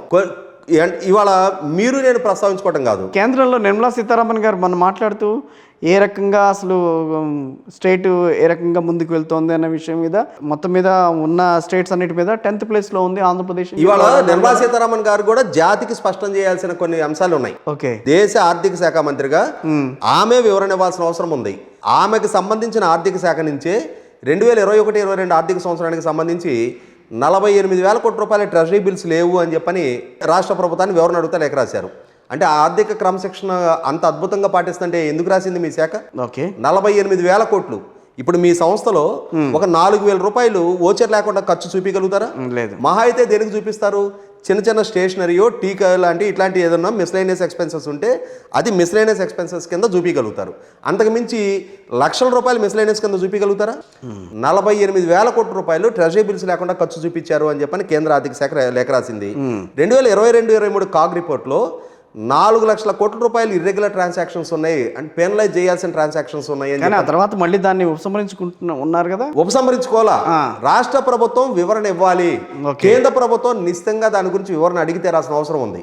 ఇవాళ ఎన్ని ఉల్లంఘనలు మీకు ఆ మధ్య పయ్యావుల కేశవ్ గారు పబ్లిక్ అకౌంట్స్ కమిటీ చైర్మన్ ఒక అంశాన్ని లేవనెత్తారు. రాయలసీమ డ్రాట్ మిటిగేషన్ ప్రాజెక్ట్కి సంబంధించి పవర్ ఫైనాన్స్ కార్పొరేషన్ ద్వారా తీసుకున్న 950 కోట్ల రూపాయల లోను స్టేట్ కన్సాలిడేటెడ్ ఫండ్లోకి రావాల్సింది డైరెక్ట్ కాంట్రాక్ట్ అకౌంట్ పంపించారని చెప్పి ఎట్లా పంపిస్తారు? It's a crime. Power finance corporation అధికారులది తప్పు. అసలు ఆ లోన్ శాంక్షన్ చేయడమే తప్పు, ఆ లోన్కి అప్లై చేయడమే తప్పు. ఎందుకు? అది ఎన్జిటి ద్వారా ఆపేయించబడ్డ ప్రాజెక్టు. రాష్ట్ర ప్రభుత్వమే స్వయంగా చీఫ్ సెక్రటరీ ఈ పనులు మేము టేకప్ చెయ్యట్లేదు అని చెప్పని ఎన్జిటిలో అఫిడవిట్ సబ్మిట్ చేసిన ప్రాజెక్ట్కి లోన్ ఎట్లా అడుగుతారు? లోన్ ఎట్లా పవర్ ఫైనాన్స్ కార్పొరేషన్ శాంక్షన్ చేస్తుంది? అంటే వితౌట్ వెరిఫికేషన్. రాష్ట్ర ప్రభుత్వం గ్యారంటీ ఇస్తే ఇచ్చుండొచ్చు, కానీ వెరిఫై చేసుకోవాలి కదా. లీగల్గా ఆ ప్రాజెక్టుకున్న హడ్డిల్స్ ఏంటనేది నిర్ధారణ చేసుకోకుండానే 950 కోట్ల రూపాయలు పవర్ ఫైనాన్స్ కార్పొరేషన్ నిధులు అంటే ప్రభుత్వ రంగ సంస్థది, ప్రజలకు సంబంధించిన డబ్బు. ఇవాళ డైరెక్ట్ కన్సాలిడేటెడ్ ఫండ్కి రాకుండా కాంట్రాక్ట్ అకౌంట్కి ఎట్లా ఇస్తారు అవి? ఇవాళ బ్రోరేజెస్ కార్పొరేషన్ ఉంది. బ్రోరేజెస్ కార్పొరేషన్కి ఎక్సైజ్ ఆదాయాన్ని అడిషనల్ మార్జిన్ పేరు ఎట్లా డైవర్ట్ చేయగలుగుతారు? అదొక కంపెనీస్ యాక్ట్ ద్వారా ఏర్పడ్డ కార్పొరేషన్. అవును. స్టేట్ కన్సాలిడేటెడ్ ఫండ్కి వచ్చిన తర్వాత బడ్జెట్ ఆమోదం పొందినాక అసెంబ్లీని ధృవీకరించిన తర్వాతే రాష్ట్ర ప్రభుత్వం నుంచి కార్పొరేషన్ రూపాయి వెళ్ళాలి. కానీ ఇవాళ కన్సాలిడేటెడ్ ఫండ్కు రాకుండానే బ్రోరేజ్ కార్పొరేషన్కి, అంటే ఇవాళ కేంద్ర ప్రభుత్వము, రాష్ట్ర ప్రభుత్వము, స్థానిక సంస్థలకు మాత్రమే ప్రజల నుంచి పన్నులు వసూలు చేసుకునే హక్కు ఉన్న దగ్గర ఒక కంపెనీస్ యాక్ట్ ద్వారా ఏర్పడ్డ కార్పొరేషను ఎట్లా కన్సాలిడేటెడ్ ఫండ్కి రాకుండా ప్రభుత్వ ఆదాయాన్ని డైరెక్ట్గా తీసుకుంటుంది? దాన్ని షూరిటీగా చూపించి నాన్ కన్వర్టబుల్ డిబెంచర్స్ ఎట్లా ఇష్యూ చేస్తారు? ఇష్యూ చేశారు. కేంద్ర ప్రభుత్వ సంస్థలకు బుద్ధి జ్ఞానం ఉండదా? వాళ్ళు దానికి ఎట్లా ఇండియా రేటింగ్ సంస్థ డబుల్ రేటింగ్ ఎట్లా ఇస్తుంది? దానికి చూపిస్తున్న ఇన్కమ్ సోర్సే itself a constitution violation. దానికి చూపిస్తున్న ఆదాయమే కాన్స్టిట్యూషన్ వైలేషన్. అది దాన్ని బేస్ చేసుకుని డబుల్ ఏ రేటింగ్ ఎట్లా ఇస్తుంది? కేంద్ర ప్రభుత్వ ప్రావిడెంట్ ఫండ్ సంస్థ. కరెక్టే సార్, కేంద్రాన్ని మీరు ఈ రకంగా ప్రశ్నిస్తున్నారు కాబట్టి ఈ రోజున కేంద్రం మీ మీద కక్ష కడుతోందని అంటారు. నేను ఒక ఇండిపెండెంట్ విశ్లేషకుడుగా ఎక్కడ తప్పు జరిగినా ప్రస్తావిస్తా. ఇక్కడ ప్రజలు ఎన్నుకున్న ప్రభుత్వాలు వాళ్ళు చేసిన చట్టాలని వాళ్ళు ఉల్లంఘిస్తుంటే ఇవాళ అదే ప్రభుత్వాలు చేసిన చట్టాలు మనం ఎందుకు ఆచరించాలి? ఇవాళ మనం బైక్ మీద వెళ్తుంటే హెల్మెట్ లేదు అని చెప్పని ఆపుతున్నారు. అంటే అదొక ప్రభుత్వ పాలసీ, దాన్ని పౌరులు పాటించాలి. అంటే ప్రభుత్వం తీసుకున్న చట్టాన్ని, ప్రభుత్వం చేసిన ఇచ్చిన ఆదేశాలను మనం పాటించాలా? కానీ వాళ్ళు మాత్రం స్వీయ నియంత్రణ పాటించరా? వాళ్ళు మాత్రం ఇష్టారీతిని ధిక్కరిస్తూ ఉంటారా? ఇదే ఉల్లంఘన, ఇదే ట్రెజరీ బిల్స్ లేకుండా ఖర్చు ఒక కంపెనీలోనో ఒక ఫైనాన్షియల్ సంస్థల్లోనో జరిగితే ఎన్ని కేసులు పెడతారు? ఇమ్మీడియట్గా సర్వీస్ నుంచి వాళ్ళని టర్మినేట్ చేయరా? ఎందుకని పాలకులను ఎందుకు ఉపేక్షించాలి? తప్పుల మీద తప్పులు చేసుకుంటా సచివాలయం తాకట్టు జరిగిందని అంటారు. నేను జరిగిందా లేదని నేను నిర్ధారణ చేయటలా, కానీ మాజీ మంత్రి కొడాలి నాని పెట్టుకుంటే తప్పేంటి అన్నారు. ఇదేం చంద్రబాబు నాయుడు అమ్మ మొగుడుదా, చంద్రబాబు నాయుడు గాడిదా అన్నాడు. అంటే ఇక్కడ నేను అనేది ఏమంటే, ఎన్నికలు సమీపిస్తూ ఉన్నాయి. 4 సార్లు చట్టసభకి ఎన్నికైన శాసనసభ్యుడు అతను. సుదీర్ఘకాలం ప్రజలతో మమేకం అయి ఉండి ఇవాళ మళ్ళొకసారి ప్రజల తీర్పు కోరబోతున్న శాసనసభ్యుడు అయి ఉండి ఆ విచక్షణ విఘ్నత మరిచి ఇదే సంస్కారహీనపు భాష కనుక ప్రదర్శించడమే ఘనత అనుకుంటే ఖచ్చితంగా అన్ని రోజులు అదే విధంగా ప్రజలు ఆశీర్వదించరు, అంగీకరించరు. 100కి 100 పాళ్ళు ప్రజలకు జవాబుదారీ. మీరు రాజ్యాంగబద్ధంగా ప్రమాణ స్వీకారం చేసి భయము, పక్షపాతము, రాగద్వేషాలకు అతీతంగా పరిపాలన చేస్తామని చెప్పని పదవుల్లోకి వచ్చిన వాళ్ళు మాకు ఒక ఛాన్స్ ఇవ్వండి అని చెప్పని ప్రజలకి మొక్కి వేడుకుంటే మీకు అవకాశం దక్కింది తప్ప మీరు రాజుల్లాగా యుద్ధాలు చేసి మీరు నెగ్గింది కాదు. ఇది రాజ్యం వీరభోజ్యం అనుకోవడానికి వీళ్ళ ఆలోచన. రాజేష్ గారి మాటల్లో రాబోయేది రేపు టీడీపీ జనసేన కూటమి అనుకోవచ్చా? ప్రజలు విచక్షణతో ఆలోచించి నిర్ణయం చేస్తారు. నేను ఇందాక నుంచి చెప్తుంది అదే. జగన్మోహన్ రెడ్డి గారు ఈ వాగ్దానాలు చేశారు, వాటి అమలు తీరు ఈ విధంగా జరిగింది. ప్రజలు వాళ్ళు, నేను ఇందాకే చెప్పా, మాకు మెరుగైన పరిపాలన అందింది అని ఫీల్ అయితే జగన్మోహన్ రెడ్డి గారే గెలుస్తారు. మాకు ఆయన చేసిన వాగ్దానాలు నెరవేరలేదు, మా జీవన ప్రమాణాలు 2019తో పోల్చి చూసుకున్నప్పుడు ఇవాళ మా కొనుగోలు శక్తి, అంటే ఇవాళ ఇందాక మీరు అన్నారు కదా ఇన్ఫ్లేషన్ పెరుగుతూ ఉంటుందని చెప్పని. ఇన్ఫ్లేషన్ పెరిగిన ప్రపోర్షన్లో ఇన్కమ్స్ కూడా పెరగాల్సిన అవసరం ఉంటుంది. ఆ పెరగనప్పుడు డెఫినెట్గా మిస్ మ్యాచ్ అవుద్ది. అంటే ప్రజలకి వాళ్ళ జీవన ప్రమాణాలు మెరుగైనయా తొరగైనయా అనేది ఖచ్చితంగా వాళ్ళు బేరీ చేసి చూసుకోలేనంత అమాయకత్వంలో రాష్ట్ర ప్రజలు లేరు. ఇవాళ వాళ్ళ పిల్లలకు ఉపాధి కల్పన, ఇవాళ సివిక్ కమ్యూనిటీస్ ఏ స్థాయిలో ప్రొవైడ్ అవుతా ఉన్నాయి, వీటిని అన్నింటినీ పరిగణలో తీసుకుంటారు. అన్నిటికన్నా ముఖ్యంగా అధికార పార్టీ నాయకులు ఎంత స్థాయిలో జవాబుదారితనం ప్రదర్శిస్తున్నారు మనం ఎన్నుకున్న ప్రజాప్రతినిధులు. గడప గడపకి వెళ్తున్నారండి, గడప గడపకి వెళ్తున్నారు, వాళ్ళతో మాట్లాడారు, వాళ్ళతో మమైకమయ్యారు. సో వాళ్ళు కూడా మాకు జగనే కావాలని చెప్పి వాళ్ళు కూడా అనుకున్నారు, స్టిక్కర్లు కూడా కోరుకుంటే జగనే సీఎం. ఇప్పుడు నేనేం చెప్తున్నా, నేను ఇవన్నీ చెప్తున్నా, ఎందుకు ఉదాహరణ అల్టిమేట్ డెసిషన్ మేకర్ ప్రజలు. ఓకే, ఇవాళ ఏ రాజకీయ పార్టీ అయినా ప్రజల్ని అప్పీల్ చేయాలి. పాలకులుగా ఉన్న వాళ్ళకి మరింత బాధ్యత ఉంటుంది. మేము ఇది చేశాము, మేము ఇది చెప్పాము, ఇది చేశాము అని చెప్పని వివరణ ఇవ్వాల్సిన బాధ్యత అధికార పార్టీ నాయకులకు ఉంటుంది. ఆ వివరణ ఇచ్చారు, ఇచ్చిన వివరణ కన్విన్స్ అయ్యారు అని అంటే ప్రజలు వాళ్ళని ఎన్నుకుంటారు. కన్విన్స్ కాలేదు, ప్రజలు నిలదీస్తుంటే సందుల్లో గొంతులో కూడా పారిపోతున్నారు, లేదు ప్రశ్నించిన వాళ్ళని పోలీస్ కేసులు పెడుతున్నారు, దాడులు దౌర్జన్యాలు చేస్తున్నారు, వాళ్ళ ఆర్థిక మూలాలు దెబ్బతీస్తున్నారు. ఇవన్నీ సమాజంలో చర్చనీయాంశం అవుతాయి. ఇవి ఆలోచించలేనంతటి అమాయకత్వంలో, ఆ మాత్రం రాజకీయ చైతన్యం లేనంతటి అమాయకత్వంలో ఆంధ్రప్రదేశ్ పౌర సమాజం లేదు. ఖచ్చితంగా చాలా విచక్షణతో, వివేకంతో 2024 ఎన్నికలు జరుగుతాయి. 2024 ఎన్నికలు అనేది ఏ ప్రాతిపదికన జనం అనేది ఒక విచక్షణ ఉపయోగిస్తారనేది కూడా ఇక్కడ ఆలోచించాలి. జగన్మోహన్ రెడ్డి వర్సెస్ చంద్రబాబు నాయుడు అనే ప్రాతిపదిక జరుగుద్ది. చంద్రబాబు నాయుడు అందించిన పరిపాలన, రేపు ఆయన అందిస్తానంటున్న పరిపాలన కావాలనుకుంటారా? జగన్మోహన్ రెడ్డి గారు అందిస్తున్న పరిపాలన రేపు భవిష్యత్తులో నేను ఇంకేం చేయగలుగుతానని చెప్పని వాళ్ళ విజన్ డాక్యుమెంట్ ఫర్ విశాఖపట్నం అని చెప్పని వాళ్ళ విశాఖపట్నం రిలీజ్ చేశారు కదా. దీని ప్రాతిపదిక ఇవన్నీ చర్చనీయాంశం అవుతాయి ప్రజల్లో. వీటి ప్రాతిపదికగా నిర్ణయాలు జరుగుతాయి. Right, thank you very much అండి.